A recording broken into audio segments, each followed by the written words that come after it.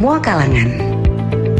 Kami memiliki ratusan video belajar yang siap menjadikanmu praktisi yang berkompeten di bidangnya. Kami juga membuka peluang buat kamu yang ingin membuka kelas di jadipraktisi.com. Gabung bersama kami di jadipraktisi.com, your practitioner learning partner.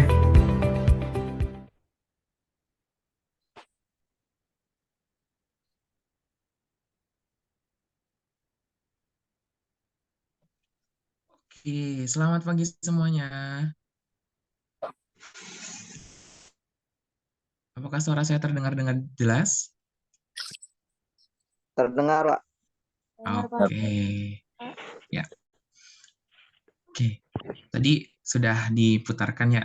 Jadi praktisi itu apa gitu. Tapi sebelum itu, saya mau buka dulu nih buat teman-teman semuanya. Terima kasih yang sudah hadir di acara webinar free class di jadipraktisi.com untuk tema Introduction Validation in Industrial Pharmacy and Aseptic Dispensing in Hospital. Jadi di sini kita akan belajar, bukan belajar sih, lebih tepatnya kita sharing-sharing bersama terkait introduction terkait validasi di industri farmasi dan juga aseptic dispensing di rumah sakit. Oke, sebelumnya teman-teman di sini mungkin agak asing gitu ya dengan jadi praktisi, atau mungkin penasaran gitu apa sih itu jadi praktisi gitu. Jadi jadipraktisi.com ini merupakan platform pembelajaran online dan offline di bawah naungan PT Jadi Praktisi Indonesia yang ditujukan bagi mahasiswa maupun praktisi untuk memperdalam pengetahuan di dunia kerja. Nah, Jadi Praktisi ini berdiri pada bulan Juli 2023. Kita masih terbilang baru, tapi kita berkomitmen untuk terus memberikan pelayanan yang lebih baik ke depannya gitu. Dan juga buat teman-teman juga kalau misal penasaran ada apa aja sih di jadipraktisi.com, tenang, kita tahan dulu, nanti di akhir sesi akan ada penjelasan sedikit terkait jadipraktisi.com. Nah, untuk teman-teman semua yang di sini, selamat pagi semuanya.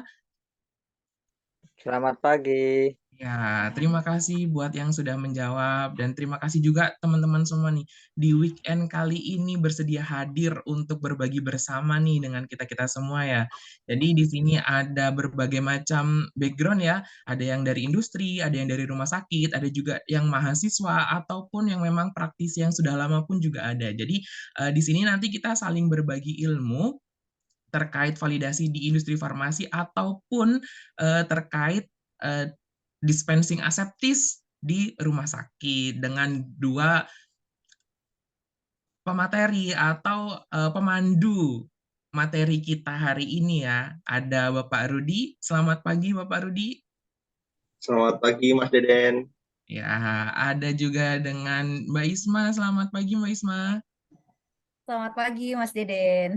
Ya, keduanya udah hadir ya teman-teman semuanya ya. Jadi terima kasih banyak lagi nih buat teman-teman. Semoga apa yang kita pelajari di hari ini, di weekend ini, yang mana yang lainnya libur dan teman-teman masih semangat untuk belajar, bisa mendapatkan insight baru buat teman-teman dan juga bisa memberikan manfaat lebih lanjut. Oke, nah nih tanpa berlama-lama nih, jadi buat teman-teman semua, kalau misal teman-teman penasaran dengan industri farmasi, terutama terkait validasi, saya pikir teman-teman datang di kelas yang tepat nih di saat ini gitu, karena di sini untuk pengantar kita ada Mas Rudi ya. Mas Rudi ini salah satu praktisi di industri farmasi di Indofarma sebagai di bidang QA validasi. Jadi teman-teman tepat banget nih datang ke sini untuk mengenal introduksi atau sedikit mengenal terkait validasi di industri farmasi. Dan juga ada juga Mbak Isma nih,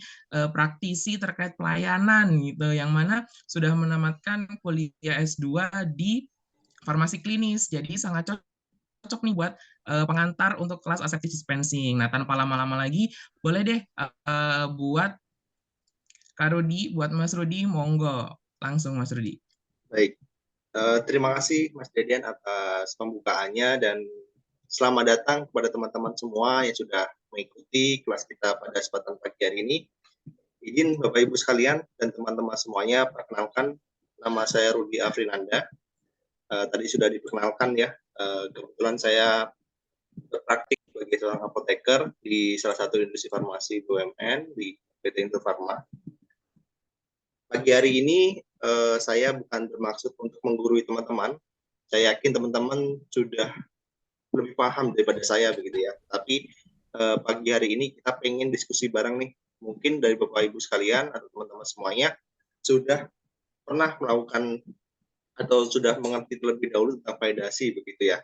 Dan bagi teman-teman yang masih di bangku kuliah atau mungkin lulus dari perkuliahan, ini menjadi bekal bagi teman-teman semua nanti yang ingin terjun di dunia industri farmasi. Ini menjadi bekal yang sangat bagus. Setidaknya teman-teman sudah mulai ada gambaran nih, bagaimana nanti ketika teman-teman bekerja itu sudah mengerti minimal lingkup besarnya seperti apa.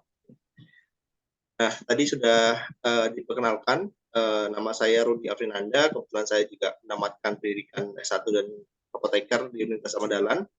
Kemudian saat ini bekerja di PT Indofarma dan sekaligus mengampu dari teman-teman juga yang ingin belajar di jadipraktisi.com.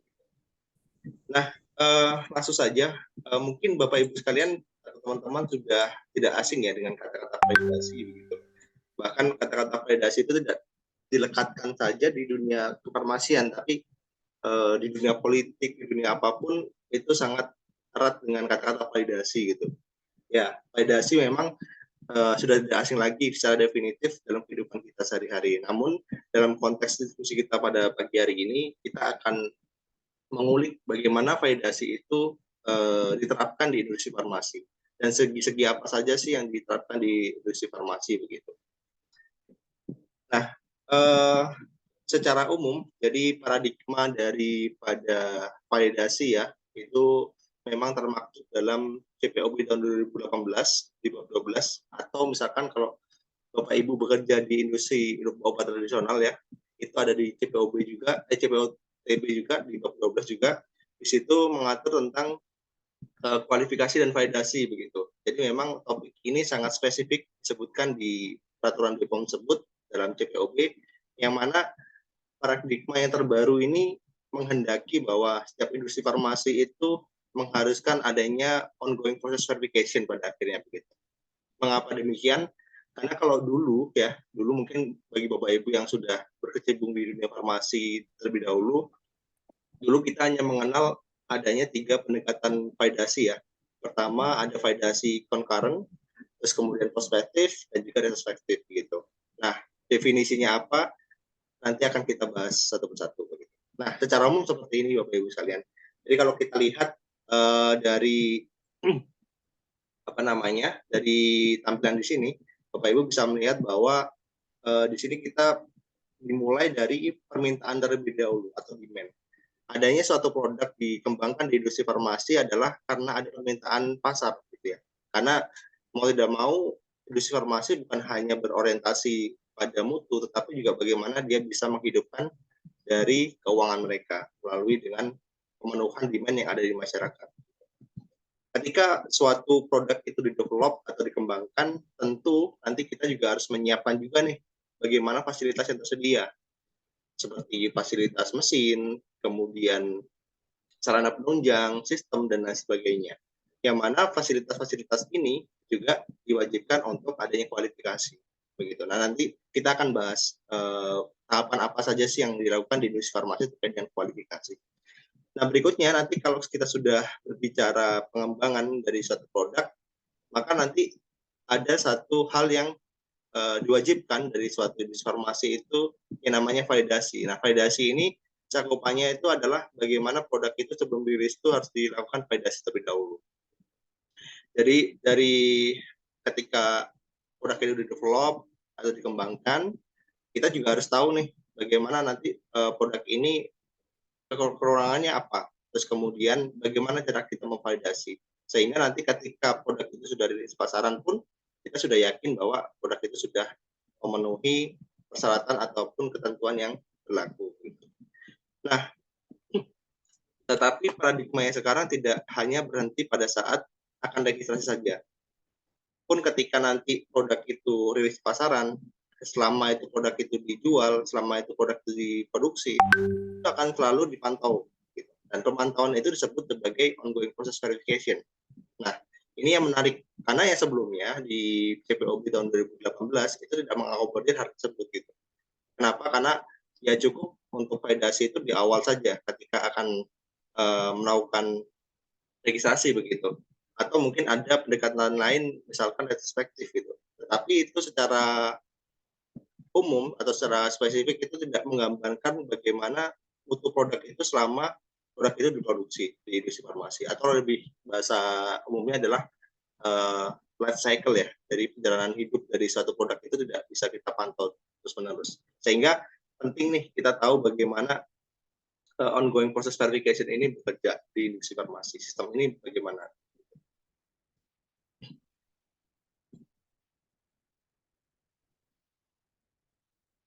Nah, kita ketahui dulu bahwa di TPOB kita tahun 2018 ya, itu kita sudah mengakomodir yang namanya pendekatan-pendekatan yang baru ya, seperti pendekatan kontinu, kemudian hibrida, dan juga verifikasi ongoing.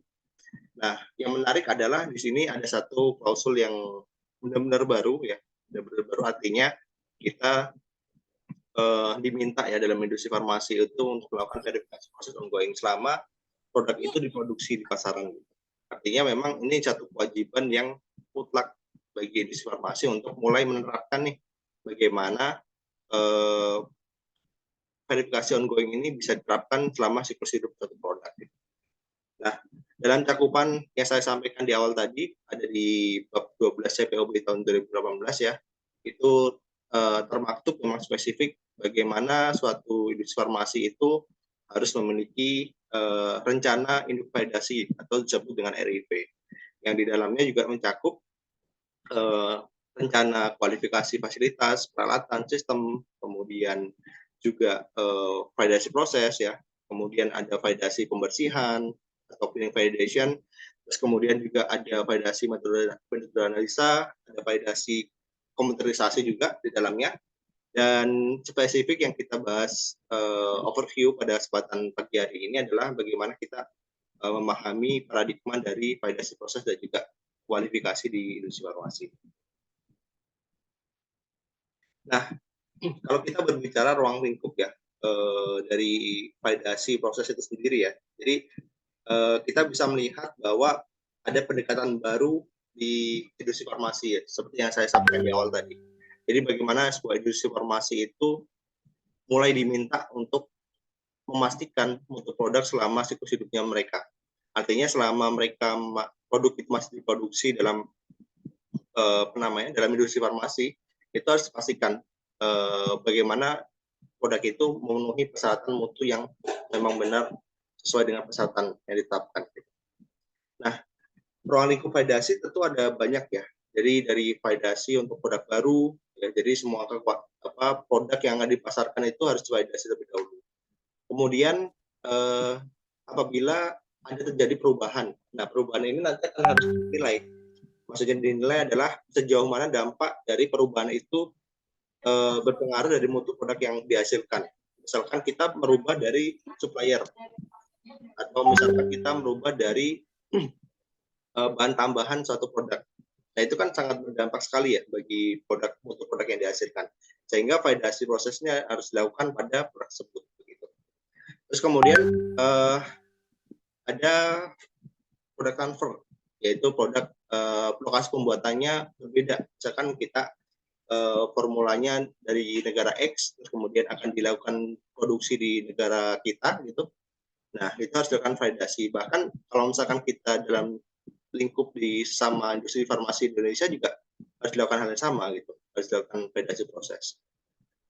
Nah, kemudian yang saya sebutkan di awal tadi, ada verifikasi ongoing proses. Jadi selama produk itu diproduksi, itu harus dilakukan verifikasi.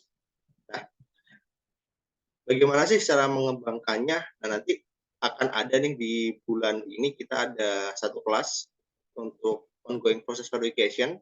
Jadi nanti akan dipelajari bagaimana proses itu berjalan dalam suatu industri farmasi. Melalui ongoing process verification ini, tentunya diharapkan suatu industri farmasi semakin bisa matang dalam hal penjaminan mutunya, sekaligus juga bisa memastikan bahwa produk yang dihasilkan itu selalu memenuhi persyaratan yang ditetapkan.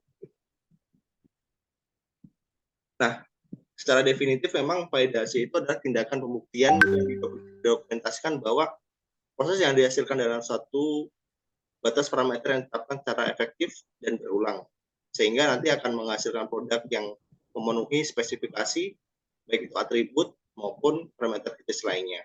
Gitu. Sudah ditetapkan sebelumnya tentunya gitu ya. Jadi yang dimaksud ditetapkan sebelumnya ini bisa mengacu dari peraturan yang sudah ada, atau mungkin dari regulasi yang lain, atau mungkin dari pengalaman kita juga.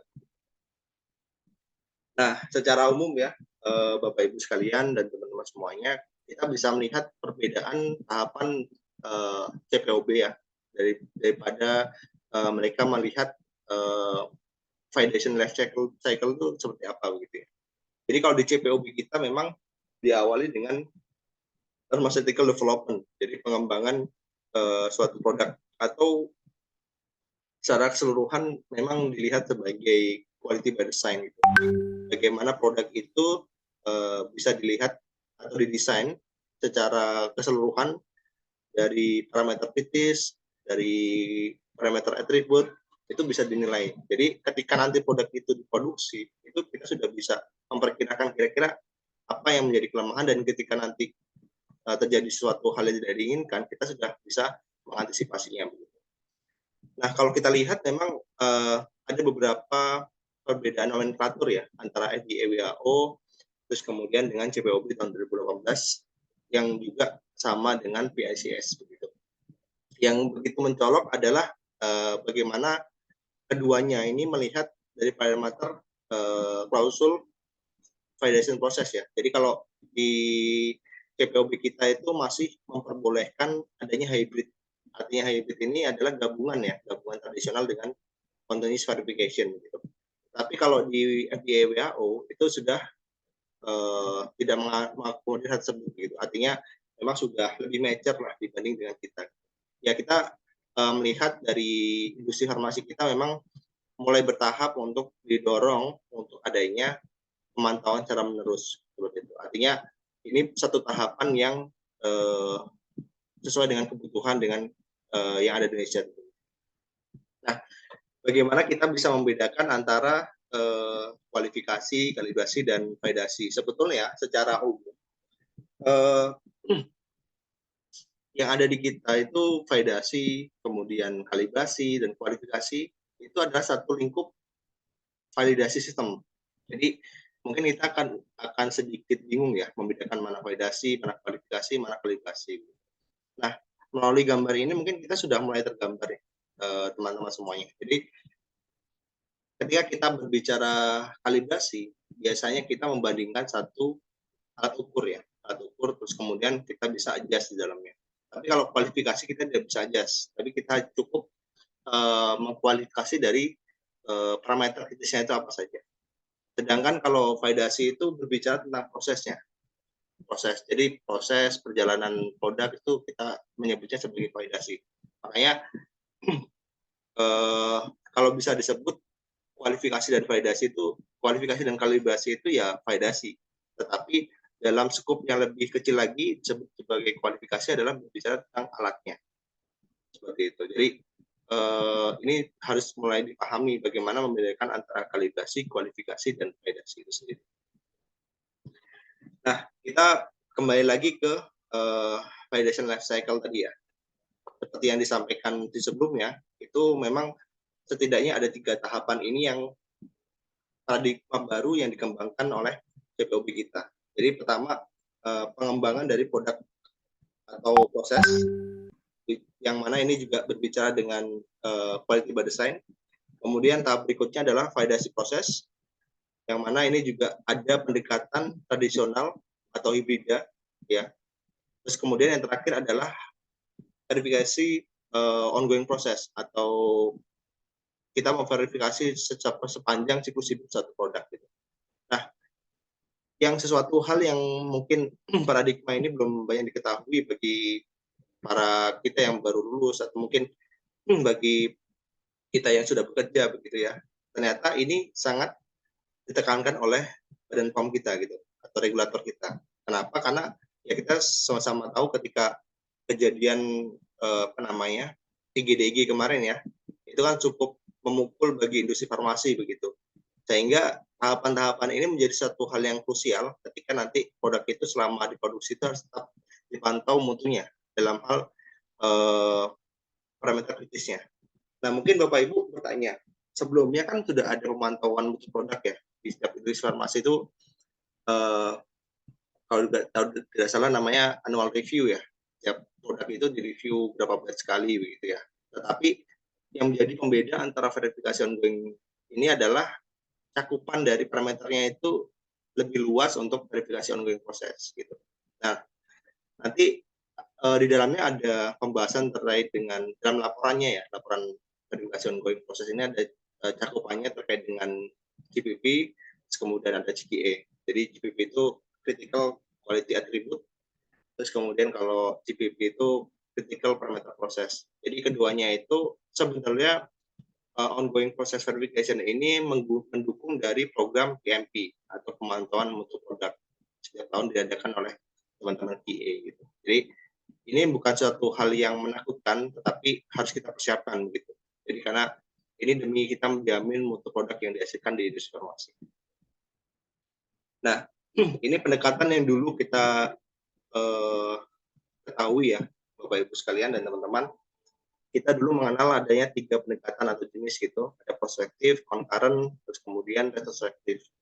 Jadi kalau prospektif itu ya produk itu akan diproduksi gitu, ya divalidasi 3 batch berturut-turut. Concurrent itu ya ketika itu produk berjalan ada variasi, yaitu kita melalui pendekatan concurrent. Contohnya misalkan atau juga concurrent itu seperti halnya kondisi tertentu, misalkan waktu COVID kemarin gitu ya, kita sangat membutuhkan adanya produk yang cepat untuk bisa digunakan gitu. Tentu ini tidak mengabaikan dari mutu dan keamanan produk, tetap ada kajian-kajiannya yang nanti ketika dirilis produk tersebut tuh sudah yakin bahwa produk itu sudah memang layak untuk digunakan oleh pasien kita. Nah, yang retrospektif ini sudah tidak diakomodir dalam CPOB kita yang tahun 2018. Jadi mohon ini tidak dihafalkan, tapi cukup menjadi pengetahuan kita saja gitu. Jadi kalau misalkan ditanya apakah retrospektif sekarang sudah apakah masih bisa dipakai, tentunya tidak dipakai lagi ya, tidak dikendaki gitu di CPOB kita. Dan yang terbaru kita sudah ada pendekatan tradisional, terus kemudian verifikasi kontinu, ada hibrida, gabungan antara tradisional dan verifikasi kontinu, dan juga yang terakhir verifikasi proses ongoing atau OPV selama proses sepanjang siklus hidup satu produk tersebut. Nah, ini ya tadi yang kami sampaikan tadi, kalau perspektif itu ketika produk itu didevelop terus kemudian baru divalidasi dan baru didaftarkan sebagai produk registrasi. Tapi kalau untuk concurrent itu ada kondisi extraordinary atau di luar kebiasaan ya, karena ada kebutuhan yang besar gitu, tetapi tidak mengesampingkan dari mutu dan keamanan suatu produk tersebut. Tetap ada kajian-kajiannya. Nah, mungkin ini sedikit gambaran ya bagi teman-teman dan Bapak Ibu sekalian, bagaimana pendekatan yang dimaksud dari CPOB itu sendiri ya. Jadi memang saat ini industri farmasi masih coba untuk menerapkan ya dari pendekatan ini, tetapi memang yang terbaik adalah kita melakukan ongoing proses, karena ongoing proses itu kan benar-benar kita memantau produk itu selama siklus hidupnya mereka. Nah, yang menjadi poin penting yang ada di sini adalah misalkan contoh untuk pendekatan secara tradisional ya, bagaimana pengembangan dilakukan secara empiris terhadap satu variabel tiap kali. Jadi maksudnya gimana? Maksudnya adalah kalau misalkan kita memvalidasi, biasanya kan kalau dulu misalkan ada parameter yang tidak memenuhi persyaratan ya kita harus mencari solusinya pada saat itu juga gitu. Jadi ini pendekatan dengan kata lain trial and error.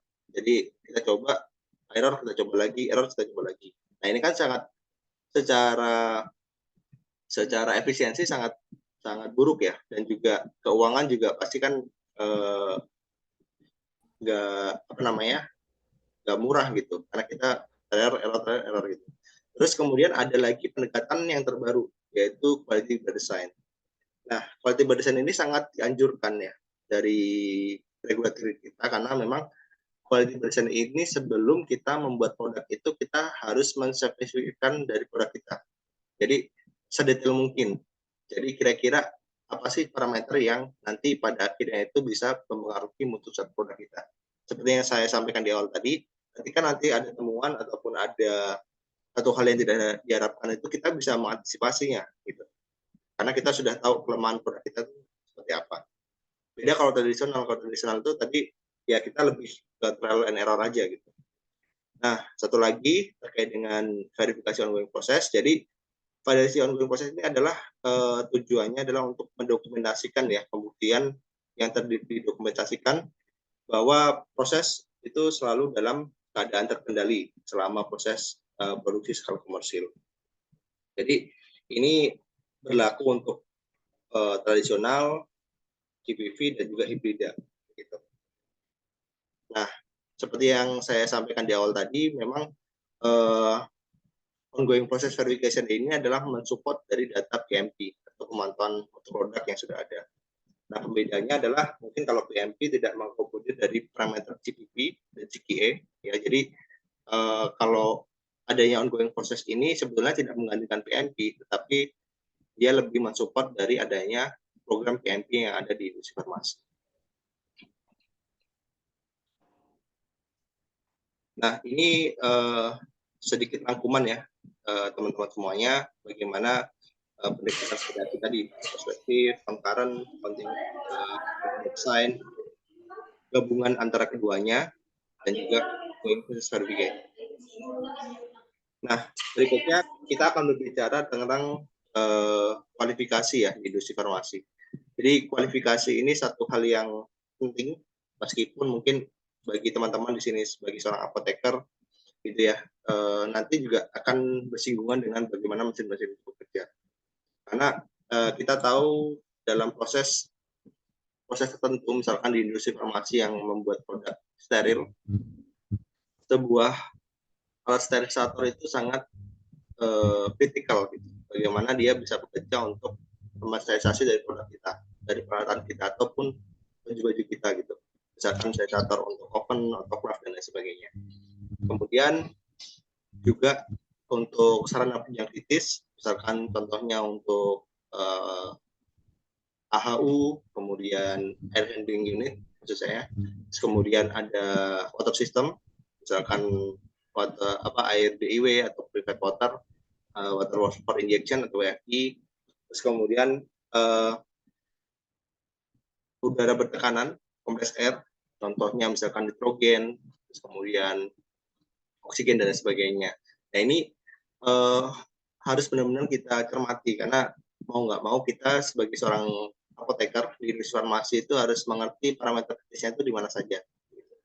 Harapannya nanti ketika parameter kritis dalam hal penunjang ini bisa terpenuhi, maka produk yang dihasilkan adalah produk yang benar-benar memenuhi mutu kesehatan yang sudah diharapkan. Nah, sebelum kita masuk ke poin-poin tadi, mungkin sedikit saya singgung terkait dengan tahapan apa saja sih di industri farmasi yang berkenaan dengan kualifikasi. Nah, mungkin bagi Bapak Ibu sekalian yang sudah bekerja di industri farmasi ini sudah tidak asing ya, atau mungkin bagi teman-teman yang sudah hobinya baca CPOP, mungkin ada nggak ya yang hobi baca CPOP gitu ya, hatam gitu ya, tahapan-tahapan kualifikasi itu apa aja.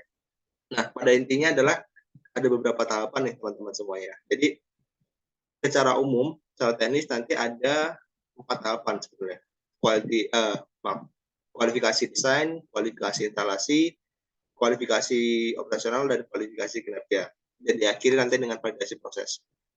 Nah, sebelum adanya kualifikasi tahapan tadi, kita kalau ingin membeli suatu alat itu biasanya ada namanya dokumen URS. Jadi dokumen URS ini adalah dokumen user requirement specification. Intinya adalah dokumen ini mendetailkan spesifikasi peralatan kita itu yang akan digunakan oleh user itu seperti apa. Terus kemudian ketika kita sudah membuat BRS, kita tawarkan ke vendor, vendor itu menyodorkan opsi-opsi alatnya, ya. Terus kemudian ada opsi FAT dan SAT. Jadi FAT itu kita kunjungan ke mereka, kita melihat peralatan yang ada di mereka. Kalau SAT itu alatnya dilihat dikirim ke kita dulu, dan diakhiri nanti dengan commissioning. Commissioning ini adalah kesepakatan antara kita dengan vendor itu sejauh mana, kan pasti biasanya kalau kita beli alat itu belum tentu alat itu sesuai dengan kebutuhan kita juga, dalam artian pasti ada koreksi-koreksinya. Nah, di commissioning itu dibicarakan sejauh mana koreksi yang bisa kita terima gitu. Kalau memang nggak bisa kita terima, ya kita nggak bisa nyatakan itu sebagai alat yang bisa kita kualifikasi untuk desain, instalasi, operasional, dan kinerjanya. Nah, berikutnya kalau kualifikasi desain, mungkin saya akan menyontohkan biar teman-teman lebih terbayang nih, analogi-analogi sederhana kalau kita membeli peralatan yang ada di sekitar kita gitu ya. Kita mulai dari kualifikasi desain. Jadi secara definitif memang kualifikasi desain ini kualifikasi yang pertama pada peralatan dan dibandingkan dengan manual book-nya. Jadi kita kan beli alat itu kan pasti punya manual book yang dibawakan oleh vendornya begitu ya. Kemudian kita harus tahu apa sih yang kita cek dari kualifikasi desain ini. Jadi kita melihat dulu apakah desain dari peralatan ini sesuai dengan manual book-nya, misalkan dimensinya, kemudian bentuknya seperti apa, apakah sudah sesuai gitu. Jadi sebagai analogi ya, kalau misalkan kita beli HP gitu ya dengan merek tertentu, misalkan Samsung tipe A3 ya, kemudian yang datang A10, ya kita nggak boleh terima alat tersebut gitu. Yang datang harus A3 juga, sesuai dengan tipe peralatan yang telah kita pesan sebelumnya.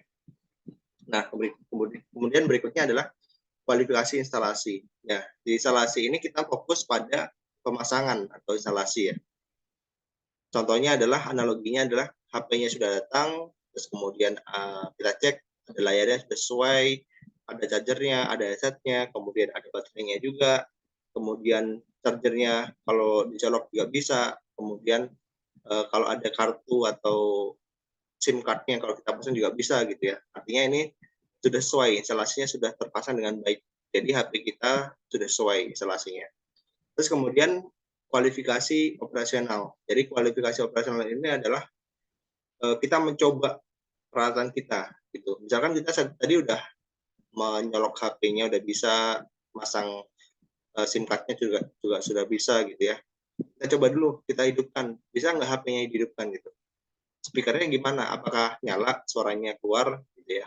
Terus kemudian kalau di charger, itu di charge, itu dayanya masuk apa enggak gitu ya, sinyalnya masuk apa enggak. Nah, itu contoh-contoh untuk kualifikasi operasional. Ini analogi aja ya, tapi nanti kalau dalam lingkup industri farmasi nanti akan berbeda sesuai dengan kebutuhan peralatannya. Ini agar teman-teman memudahkan memahami dari tahapan kualifikasi.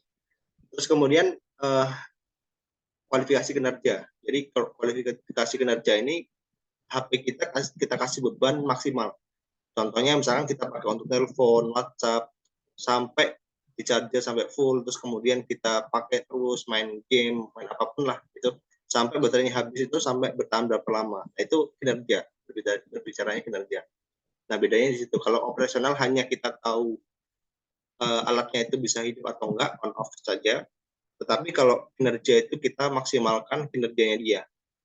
Prosesnya dia itu sejauh mana maksimal kerjanya. Baterainya tahan berapa lama gitu. Nah, itu berbicaranya tentang kualifikasi kinerja. Nah, ini yang saya sampaikan di awal tadi. Jadi apa bedanya sih antara kalibrasi, kualifikasi, dan validasi? Jadi kalau kalibrasi itu berbicaranya tentang alat ukur atau instrumen. Misalkan mengkalibrasi timbangan, mengkalibrasi labu ukur, dan lain sebagainya. Terus kualifikasi itu berbicara tentang mesin atau peralatan. Misalkan kualifikasi mesin AVAC, kualifikasi sterilisator, autoclave, oven, dan yang terakhir validasi ya. Validasi ini berbicara tentang proses ya, prosedur, sistem gitu. Meskipun dalam bahasa umumnya kalibrasi dan kualifikasi juga disebutnya sebagai validasi. Tetapi berbicara validasi secara spesifiknya dulu itu adalah mengatur tentang prosedur dan proses atau sistem itu sendiri. Nah, kita masuk ke contohnya nih, teman-teman. Jadi kalau misalkan tadi saya sampaikan di awal, kita ada kualifikasi sistem tata udara ya. Di sini kita harus melihat, ini pengolahan air. Pengolahan air. Jadi kalau kualifikasi pengolahan air itu berarti kita melihat dari parameter kritis apa saja yang ada di industri farmasi tersebut. Jadi pengolahan air itu kan macam-macam sesuai dengan peruntukan produknya ya. Misalkan kayak di steril ya tentu kita pakai grade-nya adalah WFI. Di bawahnya mungkin purified water atau DIW lah gitu. Nah, terus kemudian kalau untuk produksi-produksi yang non steril ya kita cukup pakai DIW saja begitu. Nah, ini kita ada tahapan-tahapannya untuk mengkualifikasi itu. Ada fase-fasenya. Bagi teman-teman yang ingin membaca secara utuh, teman-teman bisa melihat di sarana penunjang kritis CPOB tahun 2013. Di situ disampaikan macam-macam sarana penunjang kritis. Ada air, ada udara, ya, ada udara bertekanan gitu. Jadi biar lebih komprehensif pemahamannya. Nah, kembali lagi ke pengolahan air tadi. Jadi pengolahan air tadi ada beberapa fase nih. Jadi ada fase 2, fase 1, fase 2, fase 3. Jadi kalau fase 1 itu kita ingin melihat kehandalan suatu sistem kita dalam mengolah air itu seperti apa. Kita pantau minimal 2 minggu ya. 2 minggu itu tanpa putus. Jadi parameternya meliputi TOC, konduk, pH, mikrobiologi, dan endotoksin. Ini endotoksin itu hanya wajib untuk pengolahan air WFI. Jadi kalau untuk yang DIW, di bawah WFI lah, itu tidak diwajibkan begitu. Terus kemudian ada fase 2. Nah, fase 2 ini, saya ulangi. Kalau fase 1 ini belum ada proses produksi. Jadi industri farmasi itu tidak diperbolehkan untuk menggunakan air tersebut selama dikualifikasi. Terus kalau misalkan fase 1 sudah lolos, kita masuk ke fase 2, kita lanjut minimal 2 minggu, parameternya sama, dan di fase 2 ini industri farmasi sudah mulai boleh menggunakan airnya untuk digunakan untuk produksi. Jadi artinya sembari melakukan kualifikasi fase 2 ini sembari bisa digunakan untuk produksi seperti itu. Dan yang terakhir fase 3 dipantau selama setahun. Tentu nanti selama setahun ini pemantauannya tidak setiap hari, bisa dijustifikasi. Misalkan dipantaunya setiap seminggu sekali gitu ya. Terus kemudian user point-nya mungkin bisa disertifikasi, tidak semua user point misalnya bisa juga. Tergantung nanti kajian analisis risiko dari masing-masing industri. Nah, kenapa harus tahun ya? Ya kita melihat dari kondisi iklim yang ada di kita kan. Kita ada 2 musim, ada musim kemarau, musim penghujan. Tentu dari musim itu pasti berpengaruh dari mutu produk, dari mutu raw water kita atau bahan baku air kita. Sehingga harapannya ketika dipantau selama setahun itu memang menggambarkan kondisi yang sesungguhnya dari perubahan iklim yang ada. Nah, ini contoh ya, contoh penerimaan misalkan DIW atau purified water, ada water for injection ya, dose sekian 0,5 mg per liter atau 500 ppb per billion. Terus kemudian ada parameter endotoksin. Ini saya sampaikan tadi, kalau purified water atau DIW itu tidak diwajibkan adanya endotoksin. Jadi kalau diwajibkan endotoksin itu untuk yang WFI. Kemudian bioburden, kemudian juga ada bakteri, konduktivitas. Ya. Jadi ini persyaratan ini bisa dibaca di USP, di CPO, di farmakope juga ada. Jadi macam-macam lah, teman-teman bisa melihatnya.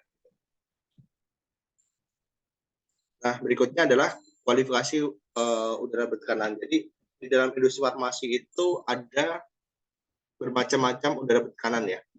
Jadi ada misalkan nitrogen, oksigen, dan lain sebagainya. Nah, itu harus dilakukan kualifikasi. Kenapa? Karena dalam proses pembuatan kompres air itu tentu ada proses kimia yang ada di dalamnya ya. Sehingga dalam suatu proses itu harus dipastikan bahwa hasil dari udara berjalan kita itu memang memenuhi persyaratan. Misalkan kita dilihat dari dew point, kemudian dari partikel mikroba, kemudian kadar oli, tekanannya berapa, kemudian flow rate-nya berapa, itu harus kita lihat. Dan ini ada persyaratan-persyaratannya. Itu di ISO juga ada. Kalau teman-teman nanti bekerja di bidang ini nanti bisa dibaca. Nah, berikutnya terkait dengan kualifikasi tata udara, sistem tata udara. Ya, ini sama-sama kita tahu ya, teman-teman. Jadi di industri farmasi itu sangat berhati-hati berbicara dengan sistem tata udara. Kita tahu bahwa grade kelas itu sangat diperhatikan oleh regulasi kita, regulator kita. Mulai dari kelas A, B, C, D, E, ya. Jadi semua itu harus dipantau. Dan kita sebagai seorang apoteker harus mengkualifikasi itu secara rutin ya, minimal 1 tahun sekali untuk memastikan bahwa sistem tata udara kita itu memang masih handal. Jadi banyak sekali parameter yang harus dikendalikan. Jadi misalkan dari parameter yang terlihat dari hasil mikroba, pemantauan lingkungan, kemudian dari suhu, dari RH, dari perbedaan tekanan antar ruang, kemudian dari partikel yang tidak terlihat, terus kemudian dari ACH atau air change per hours, jadi kecepatan pertukaran udara per jamnya berapa dalam satu ruangan, terus kemudian juga aliran udaranya seperti apa. Nah, itu harus kita kendalikan. Kalau misalkan parameternya sudah menyimpang atau out of spec dari persyaratan dari CPOB, tentu nanti ada indikasi bahwa HEPA filter kita sudah mulai bermasalah nih. Apakah dia ngeblok ataupun misalkan apakah dia sudah jebol ya atau bolong. Kan tentu kalau itu terjadi tentu nanti akan mempengaruhi dari kualitas ruangan yang akan digunakan untuk produksi. Nah, ini persyaratan diantaranya teman-teman yang bisa kita lihat sama-sama ya, di partikel, kemudian ada di mikroba juga, gitu kan.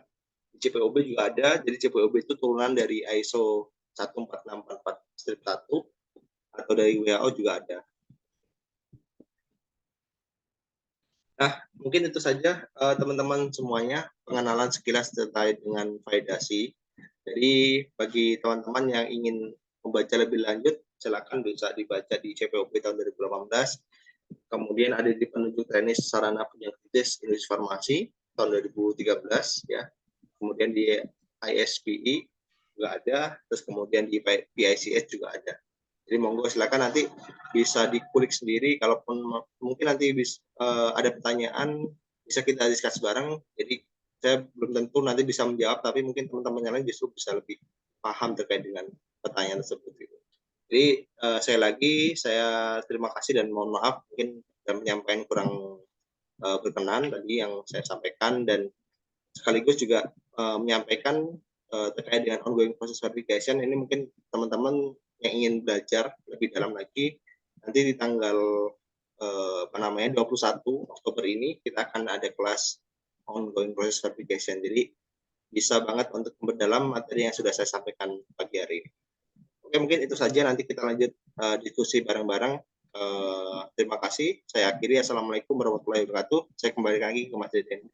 Waalaikumsalam warahmatullahi wabarakatuh. Oke, terima kasih ya Mas Rudi ya atas penyampaiannya ini, introduksi, tapi lengkap banget nih dari validasi, kalibrasi, sama kualifikasi gitu ya. Jadi tadi ada satu kata yang menurutku bagus gitu. Jadi selama pabrik itu masih beroperasi, validasi itu harus dilakukan gitu kan. Jadi validasi itu bersifat kontinu gitu. Jadi nggak boleh, oh cuman sekali doang nih validasi, tapi nanti nggak ada lagi nih validasi. Itu nggak boleh. Selama pabrik masih beroperasi, kita harus melakukan validasi. Itu yang harus diterapkan juga buat teman-teman gitu yang mungkin yang akan masuk ke dalam dunia industri gitu ya. Nah, materi yang cukup bagus nih. Mungkin teman-teman di sini banyak nih yang pengen tanya terkait kalibrasi, terkait kualifikasi, atau spesifik terkait validasi ataupun on process verification gitu ya. Nah, tapi ditahan dulu teman-teman. Nanti kita sesi tanya jawabnya setelah materi yang kedua. Nah, sebelum itu, monggo teman-teman diisi linknya link presensinya, nanti di-share lagi. Mungkin Kak Novi minta tolong buat di-share lagi linknya karena ada beberapa yang teman-teman yang baru masuk. Nah, ya, saya harap teman-teman bisa bertahan sampai akhir ya, karena di akhir sesi nanti kita punya pengumuman khusus terkait kelas kita jadi praktisi di bulan ini gitu. Jadi untuk teman-teman yang ingin mendapatkan diskon khusus tersebut harus mengikutinya sampai akhir. Jadi kalau misal teman-teman keluar sekarang dan nanti ingin ikut kelasnya, ya mohon maaf sekali kita belum bisa memberikan diskon, tapi dengan harga normal. Seperti itu ya teman-teman semua ya. Nah, oke, monggo diisi. Terus ini Kak Rudi ada ini ya, video yang mau ditampilkan ya Kak Rudi ya? Ya. Oke.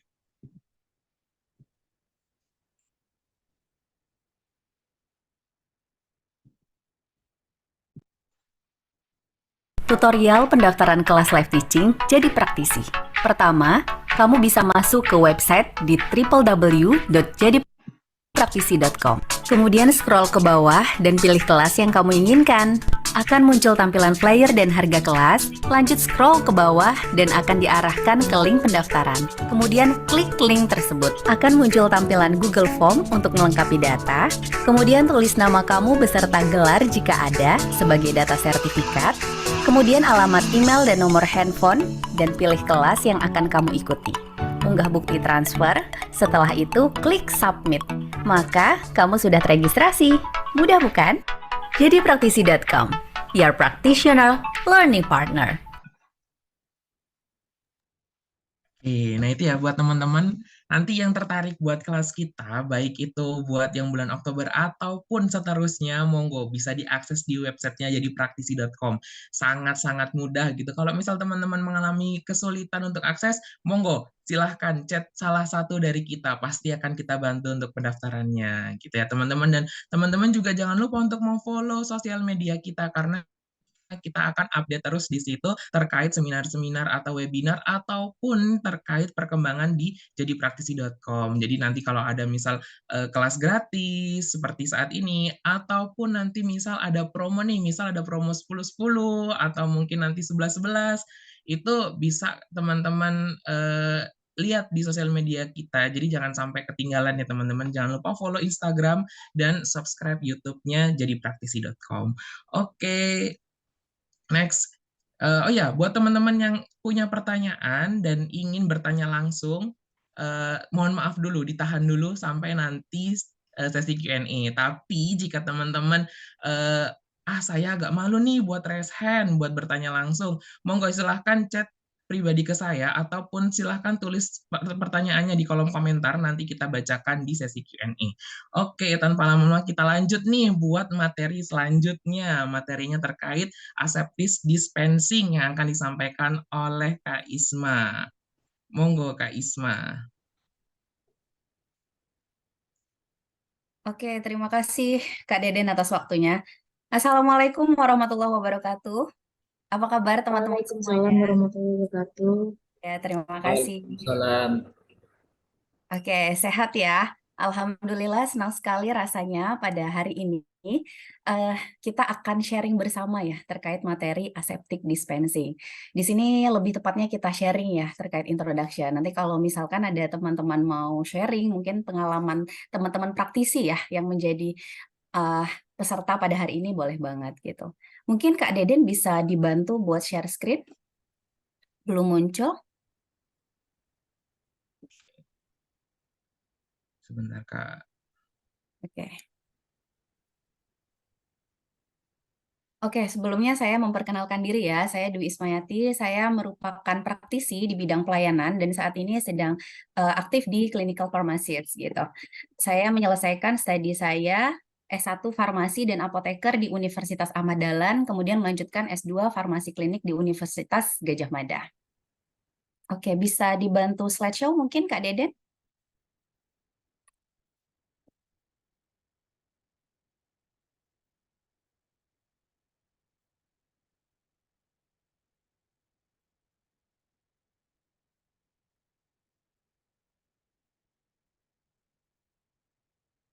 Oke, pendahuluan. Pertamanya, kenapa sih sebetulnya kita itu belajar aseptic dispensing, khususnya di rumah sakit?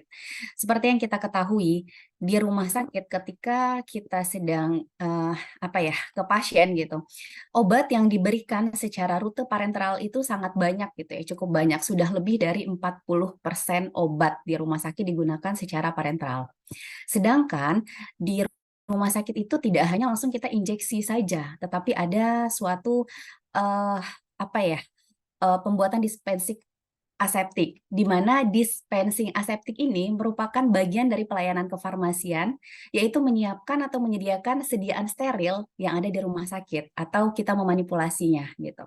Contoh sediaan aseptik dispensing itu sendiri ada 3. Yang pertama, intravena admixture, kemudian nutrisi parenteral, gitu. Kemudian dan yang terakhir ada pelayanan parenteral sitostatistika atau di rumah sakit kanker gitu. Next. Ini definisi sendiri menurut ASHP tahun 1985, aseptic dispensing itu merupakan rangkaian perubahan bentuk obat dari kondisi semula menjadi produk baru dengan proses pelarutan atau penambahan bahan lain yang dilakukan secara aseptik oleh apoteker di sarana pelayanan kesehatan. Nah, di sini yang kita lihat adalah yang melakukan aseptic dispensing itu adalah apoteker dan dilakukan secara aseptik gitu. Jadi kita mengubah bentuk obat yang sebetulnya dari pabrik ya, mungkin dari Kak Rudi yang praktisi di industri farmasi sudah membuat sediaan steril gitu. Kemudian ketika di rumah sakit kita mengubahnya lagi menjadi sediaan yang lebih kecil gitu untuk kita injeksikan kepada pasien.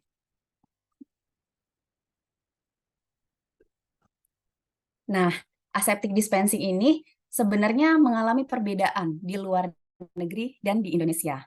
Di mana di luar negeri sendiri, aseptic dispensing itu sudah dilakukan oleh bagian farmasi itu semenjak tahun 60-an. Bedanya, di Indonesia itu baru dilaksanakan di beberapa rumah sakit besar aja. Dan itu pun baru dilakukan dalam beberapa tahun belakangan ini. Kenapa? Karena adanya beberapa kendala di Indonesia. Yang pertama, terbatasnya personil di bagian farmasi. Sebetulnya di rumah sakit gitu ya, di bidang klinikal farmasi itu kita butuh banyak banget sebetulnya tenaga kefarmasian maupun apoteker gitu. Kemudian yang kedua, terbatasnya fasilitas di rumah sakit.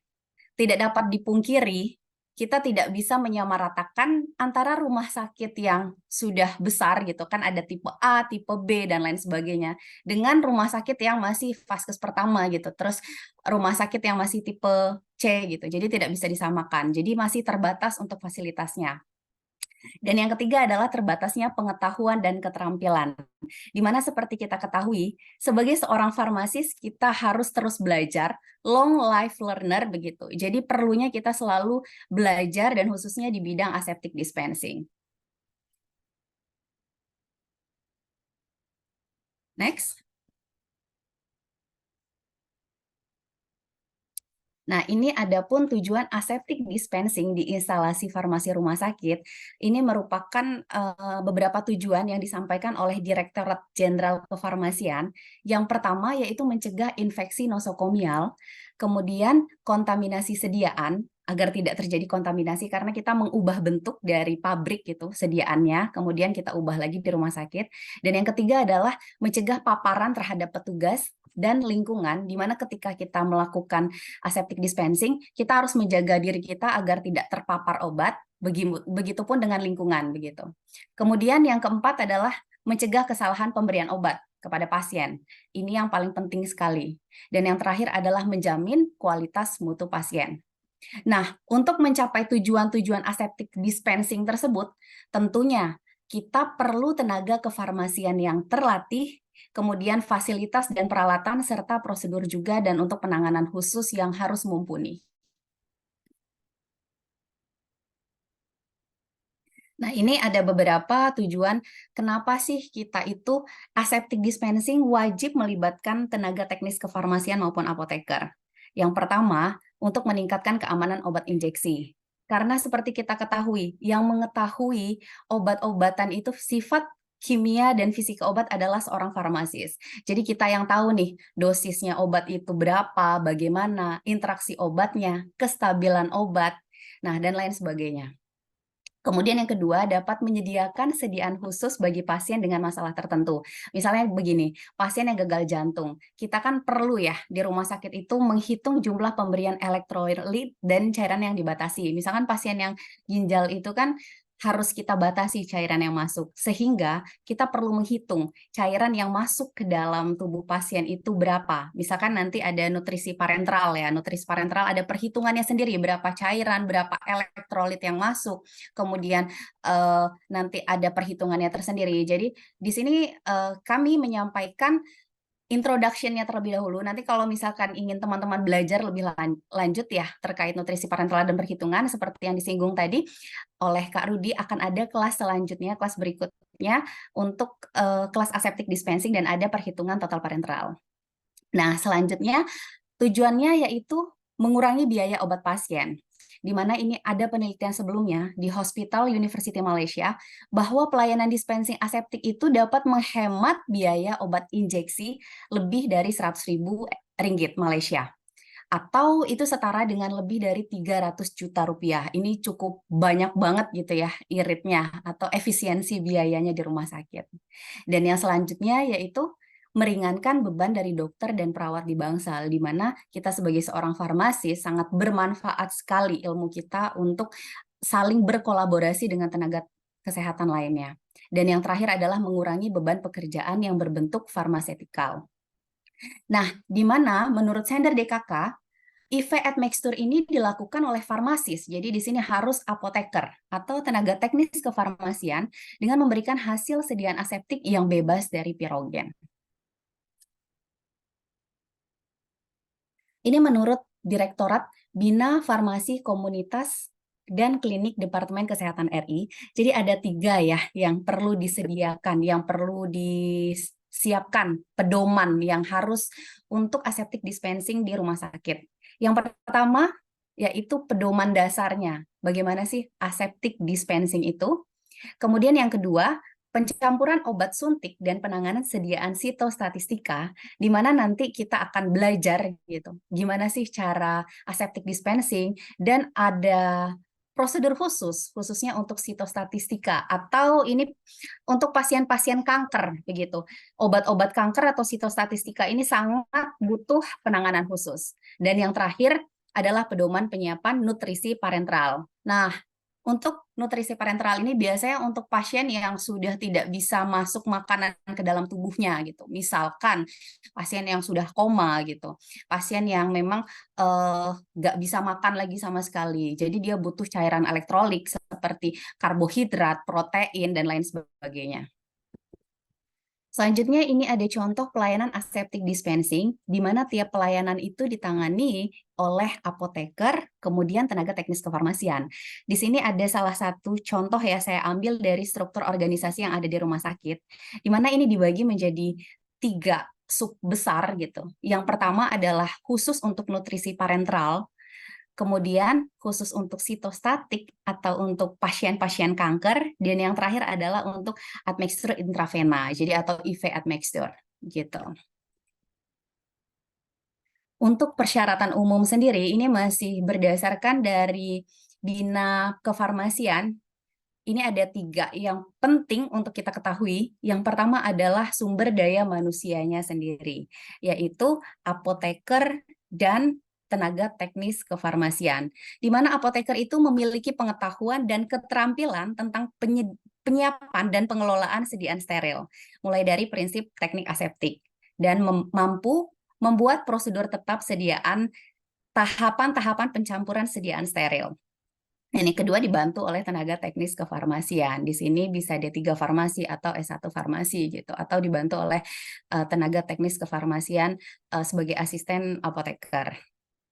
Dan yang kedua adalah ruangan dan peralatan, di mana dalam melakukan pencampuran sediaan steril diperlukan ruangan dan peralatan khusus untuk menjaga sterilitas produk yang dihasilkan dan menjamin keselamatan petugas dan lingkungannya. Dan yang terakhir adalah teknik aseptiknya sendiri, di mana dalam melakukan pencampuran sediaan steril sangat diperlukan ruangan dan peralatan khusus untuk menjaga sterilitas produk yang dihasilkan dan menjamin keselamatan petugas dan lingkungannya. Nah, selanjutnya ini adalah beberapa proses aseptic dispensing. Jadi ketika kita melakukan aseptic dispensing, seperti kita ketahui sebagai seorang farmasis tidak langsung dispensing obat gitu. Tidak harus aseptic dispensing, tapi dispensing apapun gitu, entah itu obat puyer atau menyediakan dari resep. Pertama adalah ketika pasien itu mendapatkan diagnosis dari dokter, dokter akan menuliskan resep. Yang selanjutnya resep itu akan diberikan kepada kita sebagai seorang farmasis. Selanjutnya kita akan melakukan screening resep. Dari screening resep kita berikan perhitungan apakah sudah sesuai dosisnya, kemudian stabilitas obatnya, dan lain sebagainya. Dan selanjutnya barulah kita lakukan dispensing sediaan steril tersebut. Kemudian di sini juga adalah ranah kita untuk penyimpanan sediaan steril. Selanjutnya kita berkolaborasi dengan dokter maupun perawat untuk pemberian aseptic dispensing ini. Dan yang terakhir adalah pengawasan dan monitoring kepada pasien. Nah, ini adalah jenis ruangan. Ketika kita melakukan aseptic dispensing, itu adalah kita melakukannya di ruangan khusus gitu. Di sini ada beberapa ruangan. Yang pertama ada ruangan persiapan. Di sini teman-teman bisa lihat ya di slideshow gitu.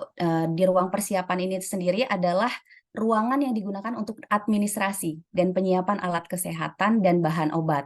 Misalnya, ketika kita tadi screening resep, ada etiket di sana, ada pelabelan, ada perhitungan dosis dan volume cairan gitu, maupun perhitungan total parenteral nutrition.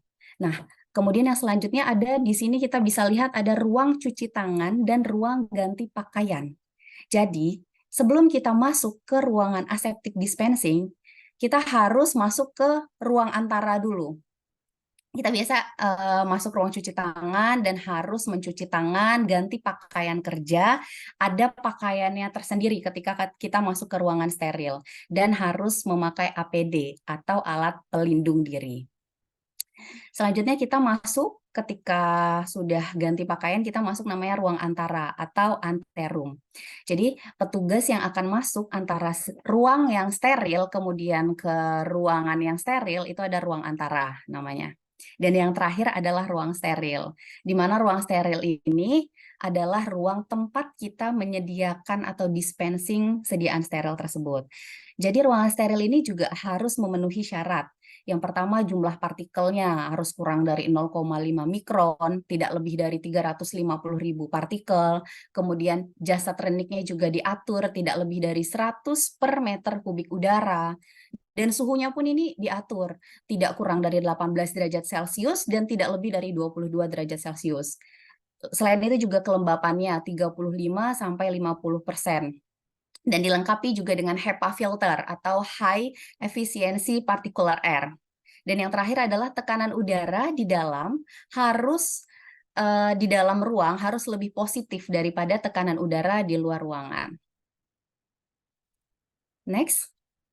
Nah, ini adalah pass box. Jadi pass box ini terletak di antara ruang persiapan dan sediaan steril, di mana pass box ini adalah tempat masuk dan keluarnya alat kesehatan dan bahan obat sebelum dan sesudah dilakukan pencampuran.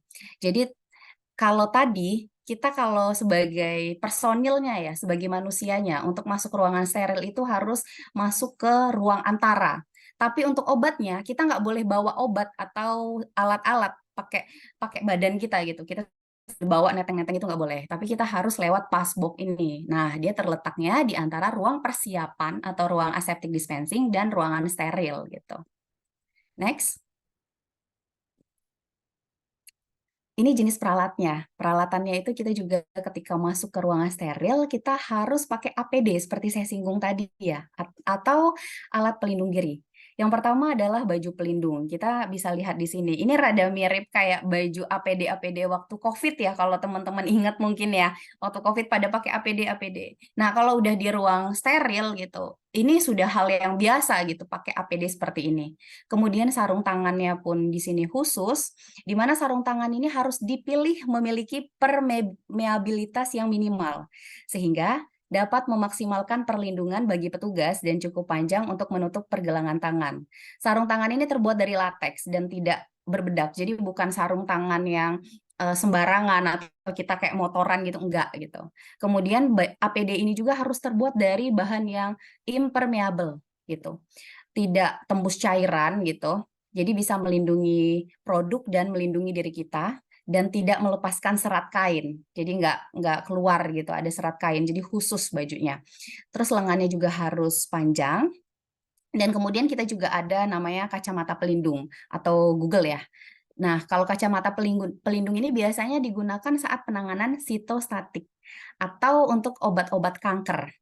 Dan yang terakhir tidak kalah penting adalah masker disposable. Nah, perlu kita ketahui juga ketika masuk ke ruangan steril, kita tidak boleh memakai perhiasan.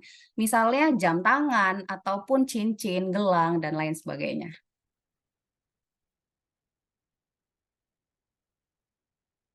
Yang selanjutnya jenis peralatan itu ada yang namanya LAF atau Laminar Airflow, di mana LAF ini dibagi menjadi dua.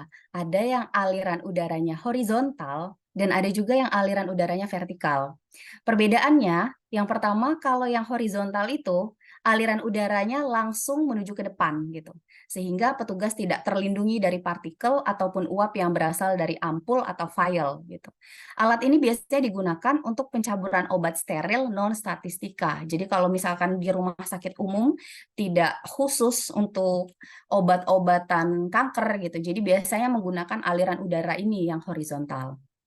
Kemudian yang kedua, ada aliran udara vertikal. Aliran udara ini langsung mengalir ke bawah dan jauh dari petugas, sehingga memberikan lingkungan kerja yang lebih aman gitu. Biasanya ini untuk penanganan sediaan sitostatik menggunakan LAF Vertical Biological Safety Cabinet atau BSC yang kelas 2. Syaratnya tekanan udara di dalam BSC harus lebih negatif daripada tekanan udara di ruangan.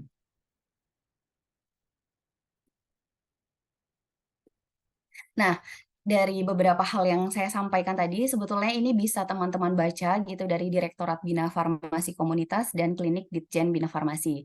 Ini dari referensi tahun 2009. Next. Nah, selain itu ada referensi bacaan lainnya. Di sini ada Injectable Drug Guide dan ada juga Handbook on Injectable Drugs. Nah, di sini tidak hanya tentang injectable drug atau aseptic dispensing. Di sini teman-teman bisa belajar juga ya tentang perhitungan berapa sih jumlah karbohidrat atau jumlah nutrisi yang harus kita berikan kepada pasien. Untuk itu, teman-teman nanti bisa ya, kalau misalnya masih penasaran tentang aseptic dispensing, kita bisa belajar bareng di kelas yang minggu depan. Pada bulan ini, masih bulan Oktober, tanggal 15 Oktober nanti akan ada kelas injectable drugs maupun kelas perhitungan aseptic dispensing dan nutrisi parenteral gitu. Next, Mas Deden. Ini referensi lainnya. Next. Oke, ini ada beberapa flyer ya yang seperti saya singgung tadi. Kalau masih penasaran tuh cara perhitungan pencampurannya bagaimana, dasar teknik aseptiknya bagaimana gitu, ketepatan dosis untuk total parenteral admixture gitu, kemudian stabilitas obat itu bakalan ada kelasnya lebih lengkap lagi gitu. Kita ada seminar di pencampuran obat steril dengan teknik aseptik bagi tenaga kesehatan gitu. Ini teman-teman bisa belajar lagi lebih dalam gitu tanggal 15 Oktober. Gitu. Mungkin itu yang bisa saya sampaikan ya terkait Introduction Aseptic Dispensing. Terima kasih. Wassalamualaikum warahmatullahi wabarakatuh. Saya kembalikan ke Kak Deden. Waalaikumsalam. Wabarakatuh ya. Ini juga sama nih introduction tapi materinya udah lengkap banget nih ya. Terima kasih ya buat Kak Isma ya atas materinya, penyampaiannya juga bagus. Tadi juga udah ditampilin denahnya. Ini jadi saya sebagai seorang praktisi di industri kayak wah, ini sama nih kalau masuk ke fasilitas industri farmasi gitu ya. Buat yang steril dari bajunya, dari goggles, dari sarung tangan yang nggak boleh ada bedaknya, terusan LAF-nya atau BSC-nya itu wah itu bagus banget gitu, itu lengkap. Nah, mungkin buat teman-teman yang masih penasaran terkait dispensing steril di rumah sakit gitu, monggo. Kita sekarang sharing dulu, nanti kalau untuk tahu ilmunya lebih dalam, kita sediakan kelas aseptis dispensing di tanggal 15 Oktober besok dengan 3 pembicara sekaligus. Nah, di pembicara-pembicara kita sudah expert nih terkait dispensing aseptis. Nah, monggo teman-teman nanti bisa banget ikut kelasnya dan ikutin acara ini sampai akhir ya teman-teman. Sesi ini sampai akhir nanti biar tahu nih lumayan dapat diskonnya kan gitu, kalau buat teman-teman yang tertarik buat ikut. Nah, sekarang nih mungkin ada beberapa teman-teman yang udah nahan dari tadi, wah udah nggak sabar nih pengen nanya nih, nanya langsung nih ke dua pemateri kita hari ini. Monggo yang mau tanya langsung bisa raise hand. Mungkin saya kali ya. Oh ya, monggo, monggo Mas, monggo. Selamat pagi Pak Rudi sama Bu Dwi. Perkenalkan saya Jainal. Sebenarnya saya juga alumni UAD. Mungkin dari Mas Rudi dulu ya. Tadi ada yang menarik saya ketika pembahasan validasi proses, di mana tadi pada slide-nya Mas Rudi itu yang ditampilkan ketika untuk validasi proses dengan pendekatan tradisional, situ ada poin terkait penentuan CQA sama QTPP ya, atau critical point. Tadi saya melihat bahwa CQA ini sebenarnya pada saat quality by design, sebenarnya kan penentuan pada saat quality by design. Apakah ketika kita melakukan validasi tradisional, apakah itu juga perlu kita tentukan ulang atau hanya kita memastikan atau memverifikasi bahwa produk tersebut sudah sesuai dengan critical quality attribute-nya yang sudah ditentukan di quality by design di awal, seperti itu. Itu yang pertama. Kemudian yang kedua itu terkait kualifikasi, kalibrasi dan kualifikasi. Apakah tadi saya belum sempat mendengar penjelasan dari Mas Rudi terkait bahwa apakah semua alat itu harus dikualifikasi atau boleh hanya kalibrasi aja? Karena beberapa teman mungkin anggapannya kalau di industri farmasi itu kadang alat ini harus dikualifikasi juga, padahal sebenarnya kalau menurut CPOB tidak semua peralatan itu kan harus dikualifikasi, cukup dikalibrasi seperti itu misalkan. Cuman mungkin pemahaman ini dianggap semua peralatan itu harus terkualifikasi seperti itu. Dan yang terakhir, masih ada ternyata. ada tiga sebenarnya, ada tiga. Monggo, yang terakhir, monggo. Yang terakhir itu terkait AVAC mungkin ya. Tadi saya baca di slide-nya Mas Rudi itu untuk performa qualification itu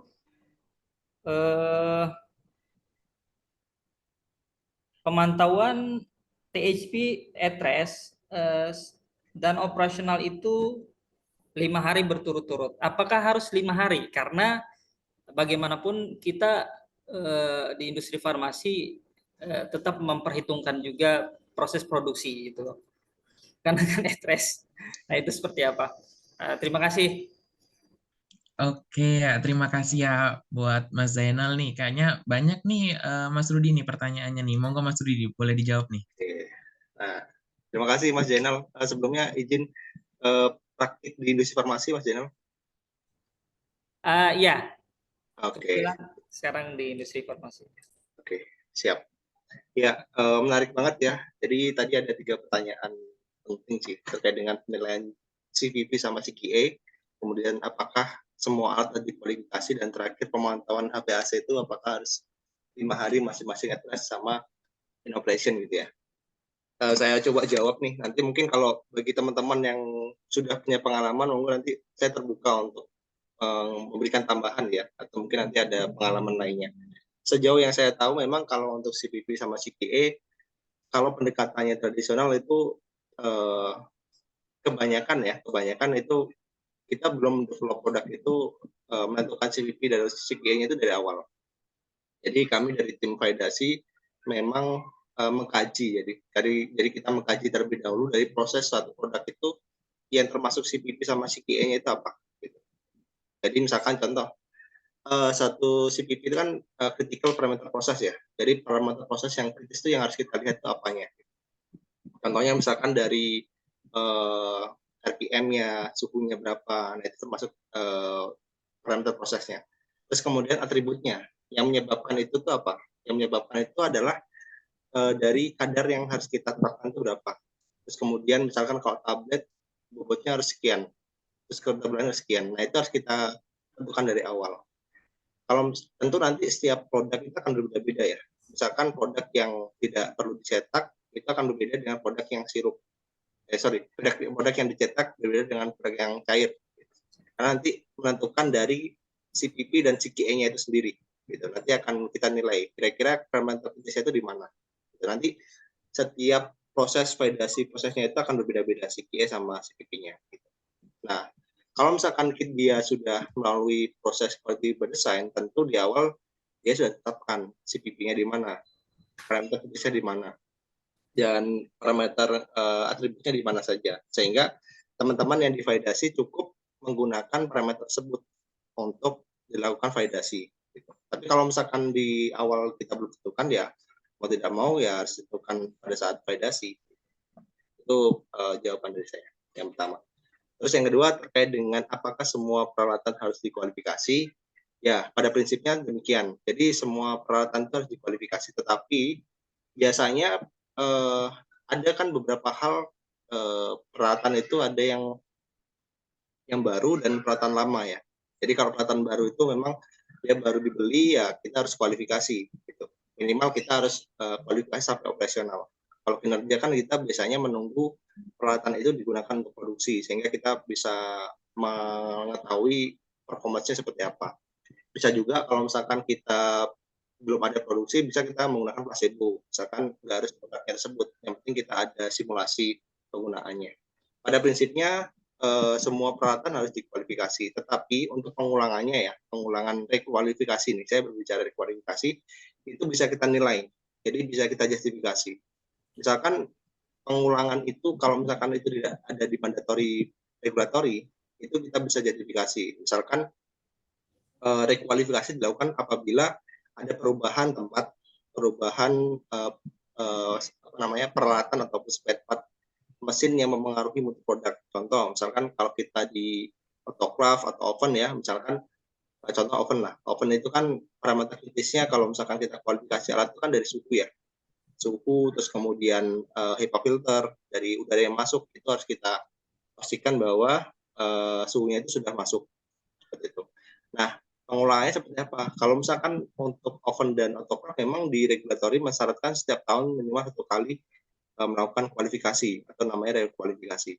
Kalau misalkan dia mesinnya yang di bawah itu, misalnya tidak ada mandatori, misalkan kayak mesin cetak gitu ya. Mesin cetak kalau memang nggak ada perubahan ya kenapa harus kita kualifikasi setiap tahun gitu ya. Baik lagi ke efisiensi tadi kan. Kita bisa justifikasi, misalkan kita kualifikasi ya per 5 tahun sekali. Gitu. Jadi kita bikin kajian analisis risiko terlebih dahulu yang menyatakan bahwa hal tersebut dalam jangka waktu sekian itu memang nggak ada perubahan. Tentu nanti kita juga melihat dari tren peralatan tersebut, misalkan dari hasil pencetakan yang bagus, terus nggak ada perubahan di alatnya, ya kita bisa justifikasi bahwa hal tersebut nggak perlu dikualifikasi. Terus satu lagi terkait dengan mana yang masuk kalibrasi ya.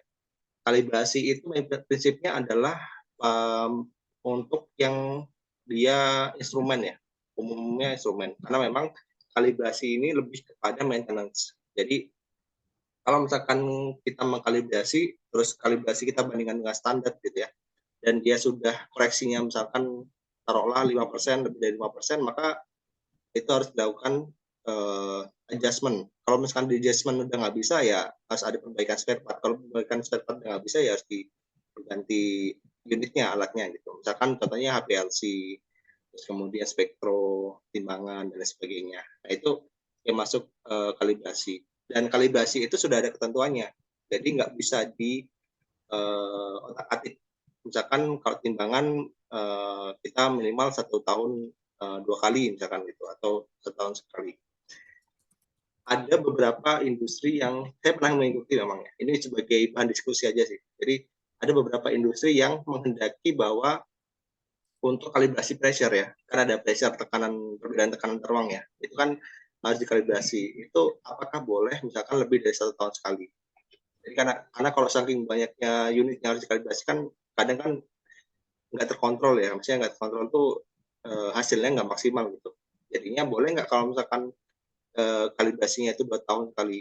Jadi secara regulasi di CPOB itu belum ada yang mengatur, yang membolehkan itu belum ada. Tetapi kembali lagi di CPOB kita itu ada namanya apa namanya kajian risiko. Nah, kajian risiko itu bisa kita jadikan sebagai apa namanya ya, dasar untuk kita menganalisa. Misalkan nih di alat pressure di ruangan tersebut itu tuh selama 3 tahun berturut-turut itu kita lihat trennya penyimpangannya nggak terlalu jauh kok gitu. Dan HVAC-nya juga masih oke. Artinya bisa nih kita justifikasi bahwa oke, kita perpanjang aja lah kalibrasinya, misalkan 2 tahun sekali gitu, supaya kita lebih efisien juga pelaksanaannya gitu. Itu bisa juga. Tetapi kayak lagi ini belum ada regulasinya ya. Iya, Jangan sekonyol-konyol langsung dipakai gitu. Jadi ini ya, hanya jadi bahan discuss gitu. Jadi mungkin nanti bisa digunakan karena kita melihat kebutuhan di industri farmasi, saya yakin pasti berbeda-beda kan gitu. ya, terima kasih Mas Rudi. Mungkin berarti kalau saya simpulkan berarti untuk alat-alat ukur mungkin tidak perlu untuk dikualifikasi kali ya. Cukup kalibrasi itu cukup ya. Betul. Saya pernah menghadapi Badan POM terkait apakah kalibrasi itu harus dilakukan memang 1 tahun sekali, per 6 bulan sekali. Karena sebenarnya kalau menurut hasil seminar, kalau yang saya ikutin bahwa sebenarnya kalibrasi itu kalau sering-sering merusak alat juga karena harus dibongkar pasang seperti itu. Nah, tapi kadang ada Badan POM yang berbeda pendapat juga sehingga memang perlu dilakukan. Oh, ini harus 1 tahun sekali, harus per 6 bulan sekali tergantung dari kajian seperti yang Mas Rudi bilang. Ya. Ya. Oke. Ya betul Mas Zainal. Jadi saya sepakat sih, maksudnya memang kalau memang industri tersebut menghendaki untuk memperpanjang interval rekalibrasi, perlu ada studi yang pasti. Dan studi itu kan sebagai dasar untuk adanya kajian risiko tersebut. Ya. Ke pertanyaan terakhir, tadi ada satu lagi terkait dengan pemantauan 5 hari berturut-turut. Nah, ini Betul HVAC. Karena ini bisa. krusial nih. Karena Iya, harus betul. nanti orang produksi juga kalau seperti ini kan. Ini dia. Kemudian nanti saya bisa nanya ke Mas Deddy, orang produksi gimana kira-kira kalau saya klasifikasi ruangan kemarin ini. Boleh nggak nih ya?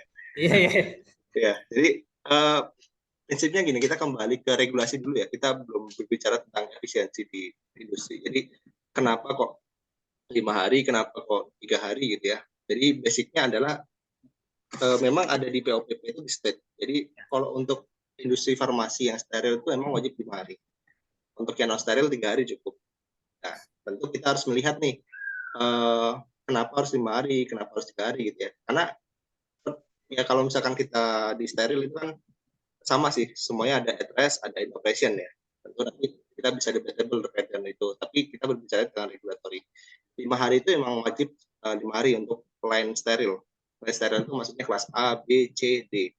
At rest 5 hari, in operation 5 hari. Nah, kadang juga ada yang menanyakan, misalkan 5 hari itu apakah 24 jam, atau bisa misalkan 5 hari itu dianggapnya shift 1 itu diambil sampingnya at rest, terus shift 2-3-nya diambil in operation. Kan bisa juga kan? Ya, artinya kan yang penting 5 hari kan? Iya, soalnya di CPOB tidak menyatakan bahwa 5 hari itu selesai at rest, baru operation kan nggak juga. Yang penting 5 hari, 5 hari. Apakah itu bisa dua-duanya? Nah, ini kembali ke kajian analisa masing-masing industri. Saya kembalikan lagi ke masing-masing industri. Karena lagi-lagi CPOB tidak memberikan klausul yang yang jelas dalam terkait dengan hal itu, tetapi dikembalikan lagi ke industri masing-masing. Tapi kalau kita berbicara tentang konteks esensi dari kualifikasi ya, memang kan kita harus melihat dulu ya hasil dari at rest itu apakah memenuhi syarat. Kan kita melihat kalau at rest itu kan berarti tidak ada pergerakan orang, dalam artian produksi tidak ada, kita hanya menghidupkan HVAC kita, kemudian kita ambil sampling, ya sudah, nanti kita lihat hasilnya seperti apa. Dan ketika kita ngambil sampling at rest pun kita kan juga mengambil data mikrobiologi ya, pemantauan lingkungan. Dan pemantauan lingkungan itu kan membutuhkan waktu untuk inkubasi, minimal 6 hari ya. Jadi 5 harinya pengambilan sampel plus 6 hari. Artinya hampir 2 minggu kan kita stop produksi. Nah, itu kalau MS, berarti kalau memenuhi syarat ya. Bisa kita lanjutkan inoperation. Bagaimana kalau misalkan nanti dia TMS atau memenuhi syarat, apakah harus diulang lagi? Nah, itu nanti ada kajiannya. Nah, memang beberapa dari webinar yang saya ikuti atau seminar atau literatur yang saya baca, memang kalau misalkan dia ada yang TMS itu kita lihat dulu apakah ruangannya itu berkaitan dengan proses produksi atau memang ruangannya itu auxiliary itu penunjang, misalkan kayak koridor, terus kemudian airlock, ruang ganti baju yang memang itu kelas-kelasnya rendah lah pasti gitu ya. Nah, itu kita bisa justifikasi, kita lihat ruangannya apa. Kalau misalkan di situ tumbuh mikrobanya cukup banyak, ya kita bisa justifikasi bahwa di situ memang tipe ruangannya seperti ini gitu. Jadi boleh-boleh saja, jadi tidak mesti ketika TMS itu harus diulang semuanya, enggak. Atau mungkin nanti kita bisa justifikasi bahwa kita ambil sampling ulang di titik yang TMS saja. Jadi next step kita bisa lanjutkan ke inoperation.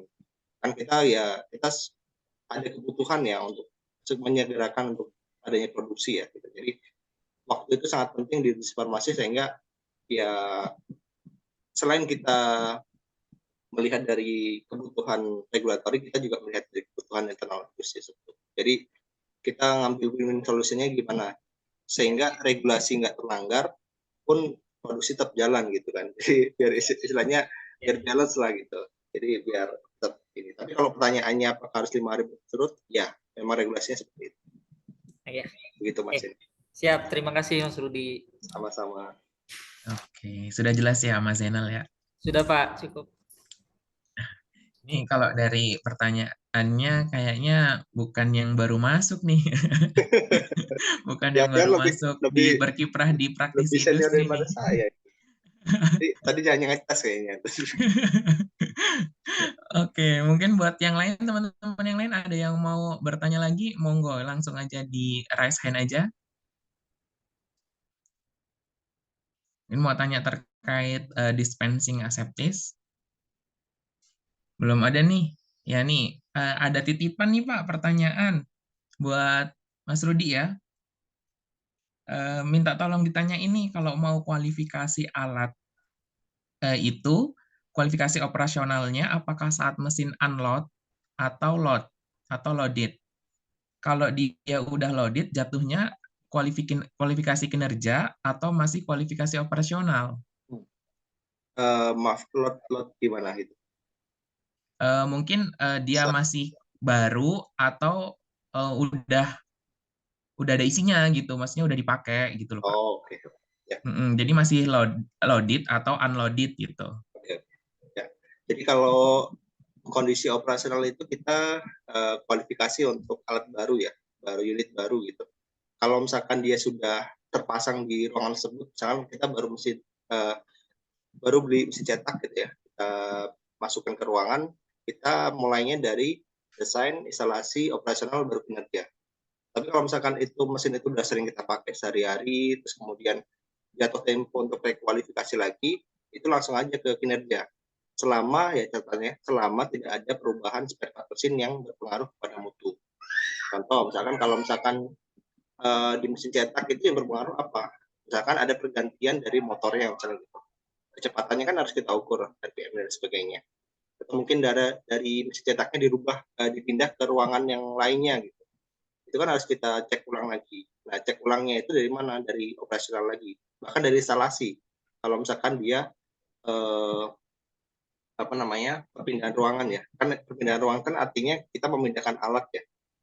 Perpindahan alat kan artinya kita menginstal di tempat yang lain gitu. Nah, itu kita lihat konteksnya. Tapi kalau memang alatnya itu baru, yaitu kita mulai dari desain, instalasi, operasional, baru kinerja. Tapi kalau hanya pengulangan rekualifikasi saja, cukup di kualifikasi kinerja saja, selama tidak ada perubahan yang berdampak pada mutu suatu produk itu dari alat tersebut. Oke, terima kasih banyak nih Mas Rudi ya. Ini mungkin nanti yang nitip ke saya, kalau udah jelas bolehlah nanti di chat saya lagi kalau udah jelas gitu jawabannya. Hmm. Oke, mungkin buat teman-teman ada lagi nih yang mau tanya nih.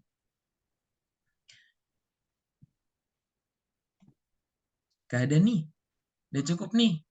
Sudah menjelaskan nih, atau mungkin teman-teman ini mah belum apa-apa gitu, ingin tertarik ikut kelasnya aja deh biar lebih tahu gitu apa terkait ongoing proses verification itu gimana sih dalam validasi, atau terkait dispensing aseptis tuh gimana sih realnya yang di rumah sakit tuh. Nanti kan kita pematerinya dari praktisi rumah sakit gitu, itu realnya itu seperti apa sih gitu. Mungkin teman-teman penasaran, jadi kayak menganggap materi di sini ini mah masih awal, masih belum tertarik nih. Tertariknya nanti kalau yang dalam boleh banget nih buat teman-teman semuanya nih kalau mau ikut kelasnya.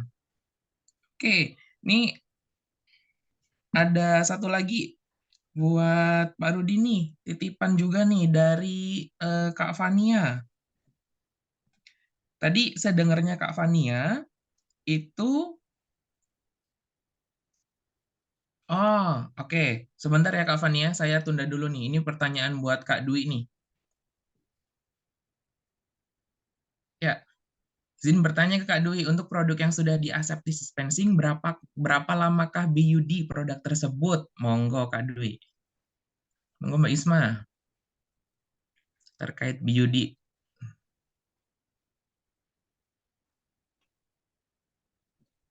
Oke, terima kasih Kak. Siapa yang nanya ya? Kak Randi ya? Menanyakan produk yang sudah aseptic dispensing berapa lama. Oke, ini mau sharing dulu ya, BUD itu buy and use date gitu. Jadi seperti yang kita ketahui, kalau yang namanya produk yang dari industri farmasi itu kan sudah ada expirednya tersendiri gitu. Kita mengikuti, misalkan diproduksi manufacturernya itu tahun 2021, kemudian expirednya 2025 gitu. Tetapi ketika kita melakukan sebuah manipulasi produk gitu atau obat gitu di rumah sakit, nah itu akan expirednya akan berubah gitu. Jadi kita nggak ngikutin dari yang produksi dari industri farmasi gitu. Jadi nggak 2025 lagi. Namanya beyond use date gitu. Jadi pemakaiannya expirednya akan berbeda gitu. Nah, di mana BOD ini batas waktu penggunaan obat setelah diracik gitu atau disiapkan setelah kemasan primernya dibuka atau rusak gitu. Nah, di sini nih BUD itu secara umum itu berbeda-beda ya Kak Randi ya. Nah, BUD itu perlu dibedakan berdasarkan dengan masa kadaluarsa atau ED-nya. Pada umumnya sebetulnya itu 1 bulan gitu. Meskipun kedua hal itu dapat digunakan menentukan batasan waktu itu, stabilnya bisa dilihat. Nah, kalau BUD itu tidak selalu dicantumkan dalam kemasan. Pada umumnya di Indonesia regulasi pencantuman BUD itu ada di etiket obat kalau aseptic dispensing bisa 1 bulan gitu. Mohon nanti dikoreksi ya teman-teman praktisi kalau mungkin bisa sharing di rumah sakitnya biasanya BUD-nya berapa lama gitu. Penetapan BUD obat non steril dan steril gitu. Nah, kalau yang BUD non steril itu beda lagi gitu. ED-nya bisa kurang dari 1 tahun gitu. Itu terlalu lama ya kalau itu yang non steril karena tidak ada aseptic dispensing. Nah, untuk lebih dalam lagi ya Kak Randy, Kak siapa? Kak Randy ya tadi ya. Kita akan bahas terkait perhitungan BUD di kelas tanggal 15 Oktober nanti. Bakalan ada kelasnya. Di situ kita mau cerita tentang BUD dengan pemateri dari praktisi rumah sakit, klinikal farmasi yang akan menjelaskan BUD itu ada Kak Ridlo. Mungkin teman-teman tahu ya, seorang praktisi klinik merupakan lulusan dari Universitas Erlangga gitu, farmasi kliniknya sudah expert sekali di RSUP di Semarang gitu. Jadi nanti bakalan cerita secara detail perhitungan BUD-nya gitu. Jadi kalau pengen tahu ngitung jelas gitu BUD-nya gimana, itu kita bisa ikut kelasnya. Selain itu juga nanti kelas itu akan diisi oleh praktisi di rumah sakit, klinikal farmasi ada Kak Nadia. Kak Nadia ini juga sudah expert gitu ya. Nanti akan cerita tentang perhitungan total parenteral nutrition. Jadi berapa banyak karbohidrat yang akan diberikan kepada pasien, berapa banyak protein kepada pasien, pasiennya seperti apa, kemudian stabilitas obatnya, itu akan dijelaskan secara komprehensif oleh Kak Nadia maupun Kak Rido. Begitu, bisa dipahami mungkin? Gitu Mas Deden, terima kasih. Oke, terima kasih ya Mbak Isma gitu ya Kak Randi ya. Jadi untuk tahu lebih spesifiknya lagi, monggo nih ikut kelas kita. Nanti tenang aja nih buat teman-teman nih yang ikut kelas kita hari ini nanti akan dapat diskon nih. Tunggu bentar lagi nih nanti saya umumin nih diskon buat kelas selanjutnya.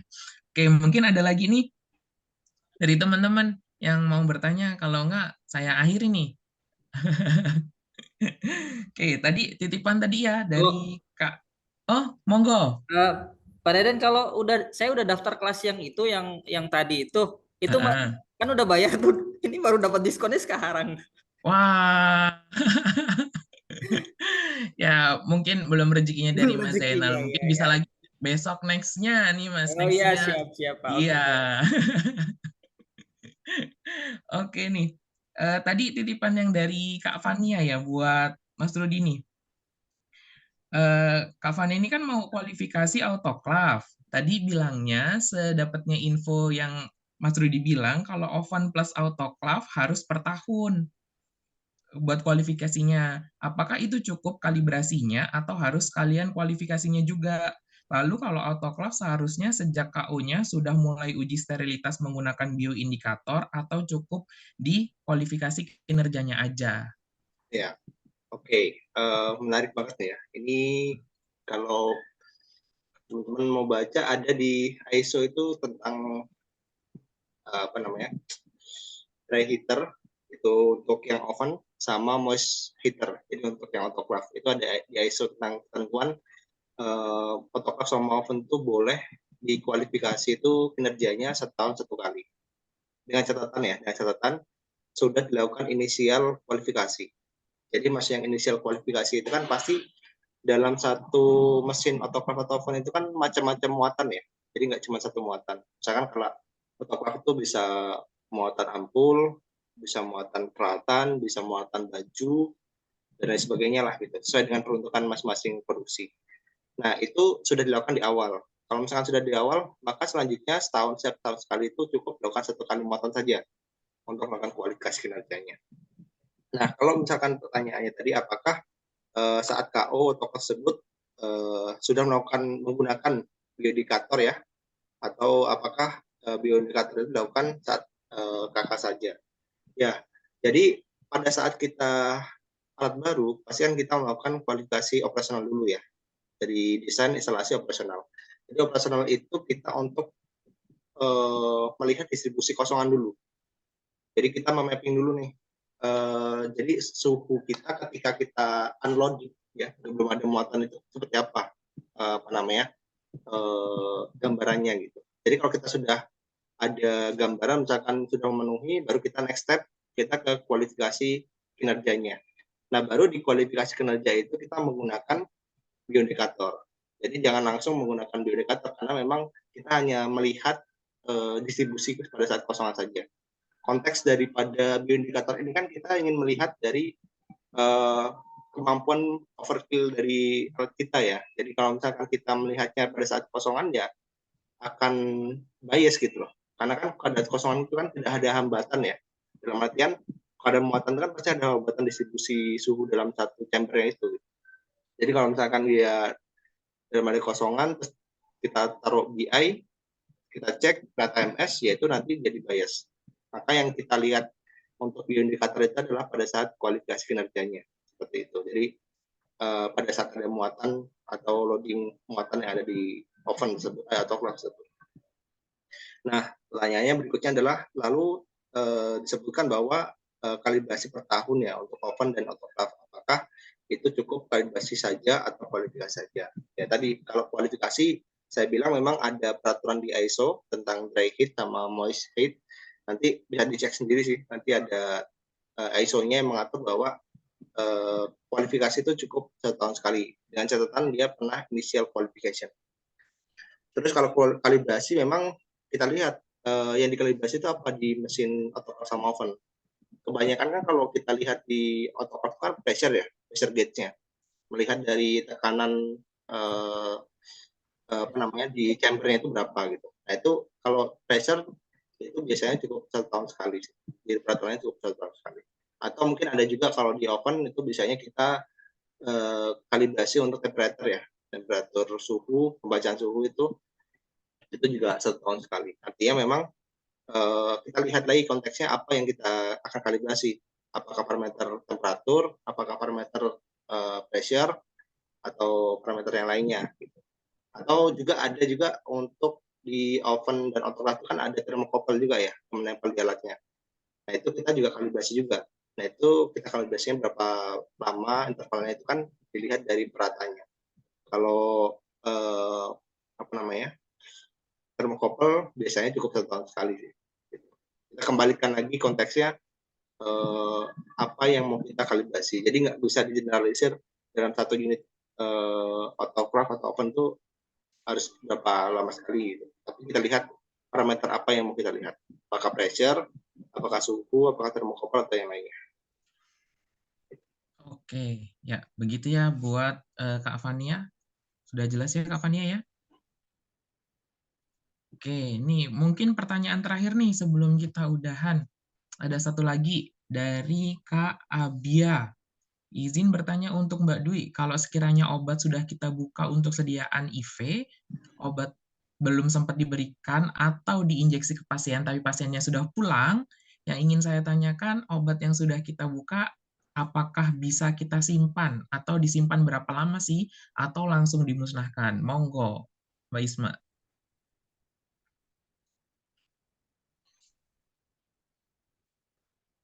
Oh, maaf masih mute. Baik, terima kasih atas pertanyaannya ya, Kak.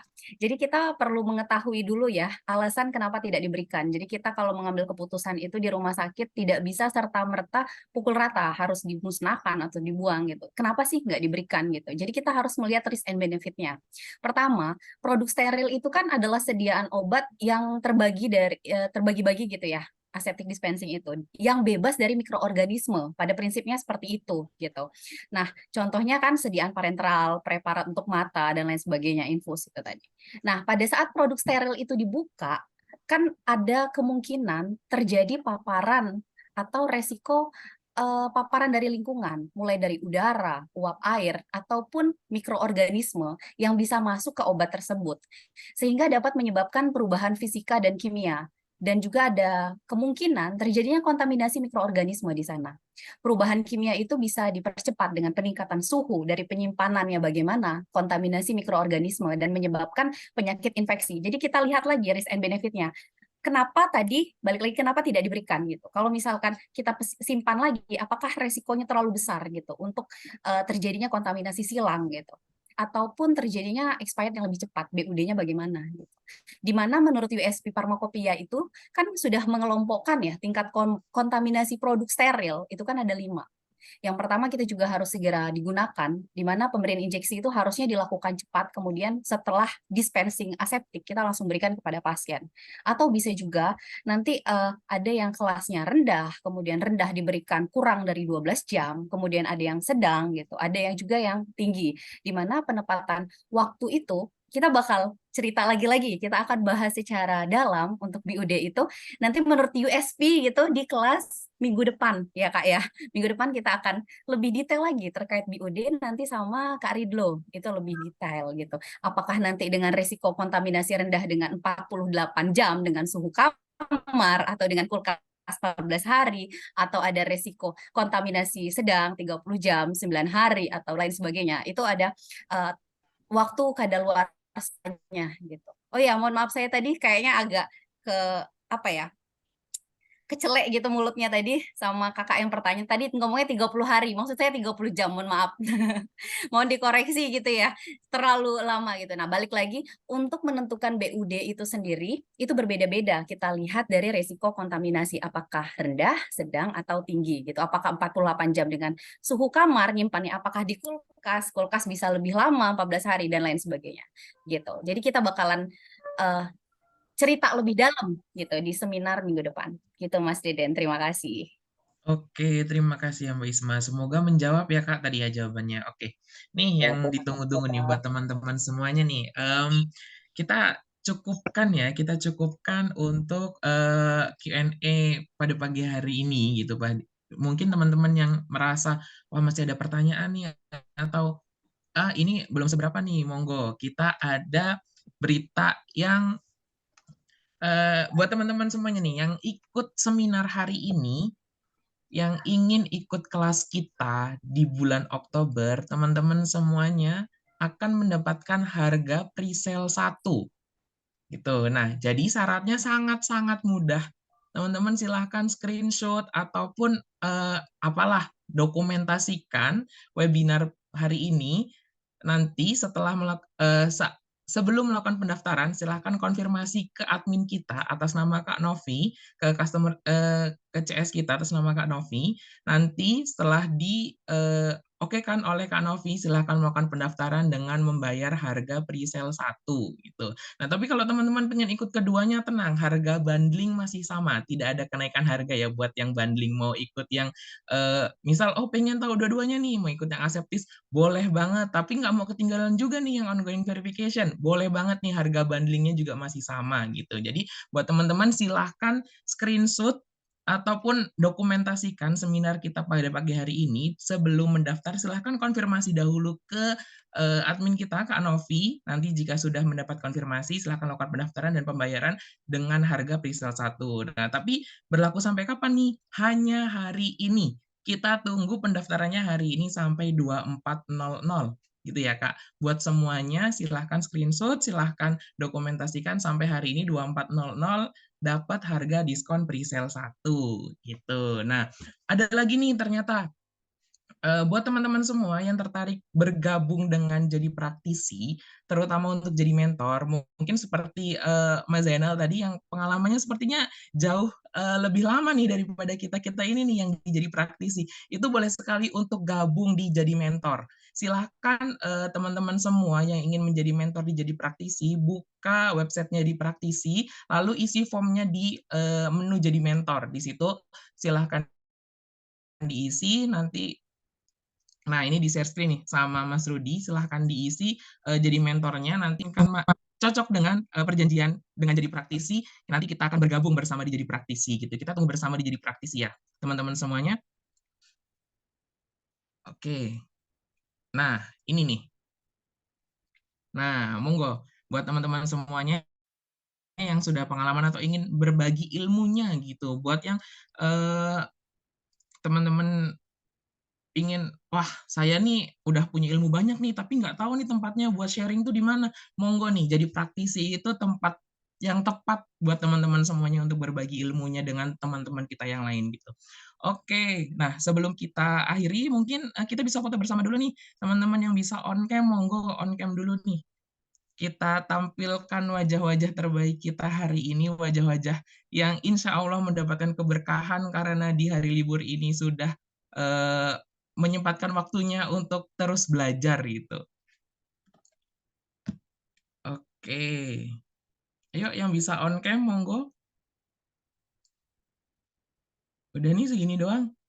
Wah, ini nanti masuk ke sosial medianya jadi praktisi lumayan loh nampang.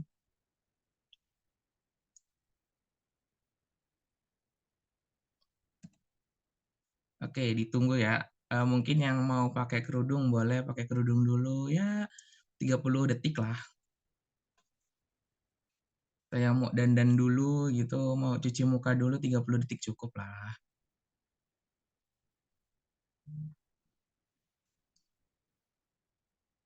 Oke, udah nih, nggak ada lagi nih.